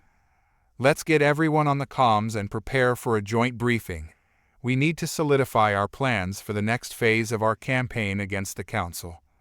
As the crew busied themselves with preparations, I took a moment to reflect on how far we'd come. Just weeks ago, we were a fledgling fleet, barely surviving the Council's onslaught.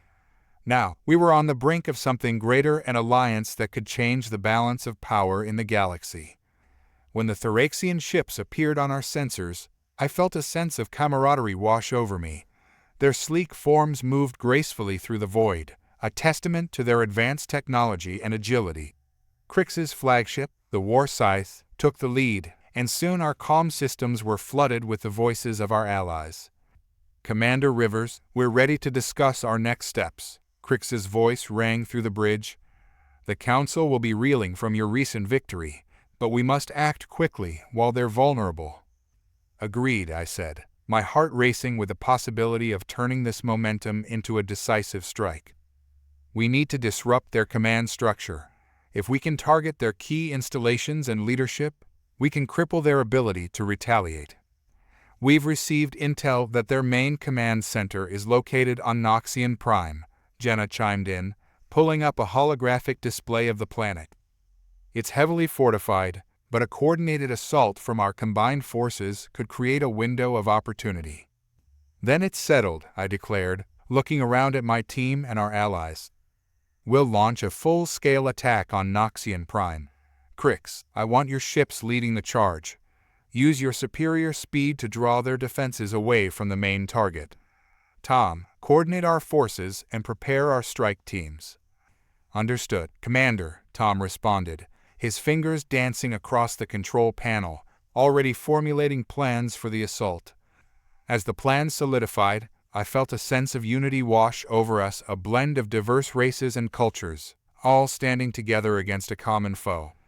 This was humanity's strength, our ability to inspire others and forge bonds that transcended the limitations of our individual species. The journey to Noxian Prime was tense but charged with anticipation. As we approached the planet, I could see the massive orbital defenses that encircled it, a formidable wall of firepower meant to deter any would-be attackers. But with our combined forces, we were ready to take on the challenge. Prepare for engagement, I called out, adrenaline coursing through my veins. Let's show the Council what unity can achieve. As we breached the atmosphere, chaos erupted. Our ships swarmed like bees, darting in and out of enemy fire, weaving through the intricate web of defenses. Crix's fleet engaged the outer defenses, drawing their fire while we positioned ourselves for a strike. Target locked on the main command center, Tom shouted, excitement and determination mingling in his voice. Firing missiles.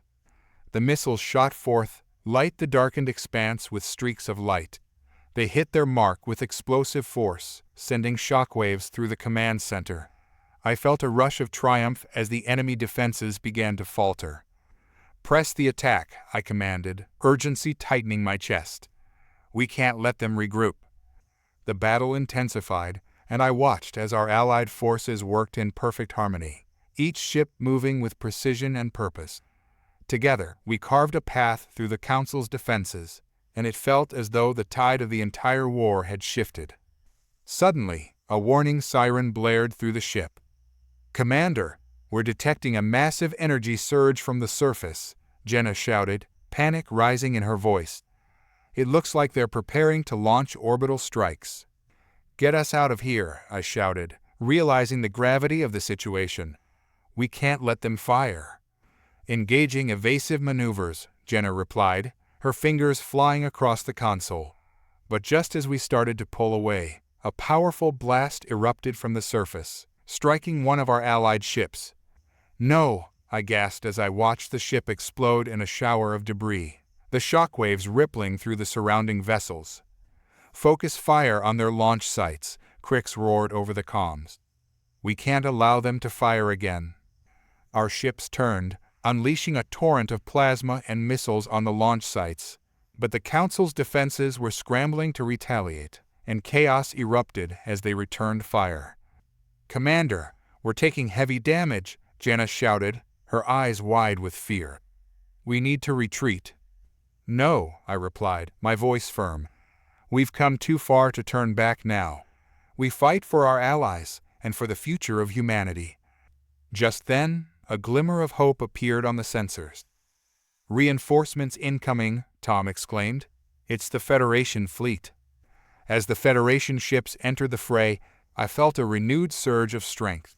Their arrival shifted the balance of power, and together we pushed back against the Council's onslaught. Press the attack, I shouted, my resolve unwavering. We have to take the command center before they can regroup. With renewed energy, we surged forward, our combined forces overwhelming the remaining defenses. The command center loomed before us, and I could feel the weight of destiny pressing upon my shoulders. Target the command center. Fire at will, I ordered, my heart pounding in my chest as the ship shuddered from the impact of our weapons. As the center exploded, a wave of silence fell over the battlefield. The remaining Council forces began to withdraw, their once mighty fleet crumbling under the weight of our combined efforts. "We did it," Tom shouted, disbelief coloring his voice. "Yes," I replied, a sense of elation washing over me. "We've turned the tide." But just as the cheers erupted among the crew, a voice echoed over the comms, one that chilled me to the core. "You may have won this battle, Commander Rivers, but you will never defeat the Council. We are eternal." It was the Council's leader, his words dripping with venom. "Prepare for the consequences of your actions." "Let them come," I replied, my voice steady. "We've proven we can fight back. Humanity is more than they ever anticipated, and we will not back down." As the cheers of victory echoed through the ship, I looked out at the stars, knowing that our fight was far from over. But we had forged alliances and proven that united, we were unstoppable. Humanity would rise, and together with our allies, we would carve our path among the stars. In that moment, I realized that the dawn of a new era was upon us, one where humanity would stand proud and unyielding, ready to face whatever challenges lay ahead.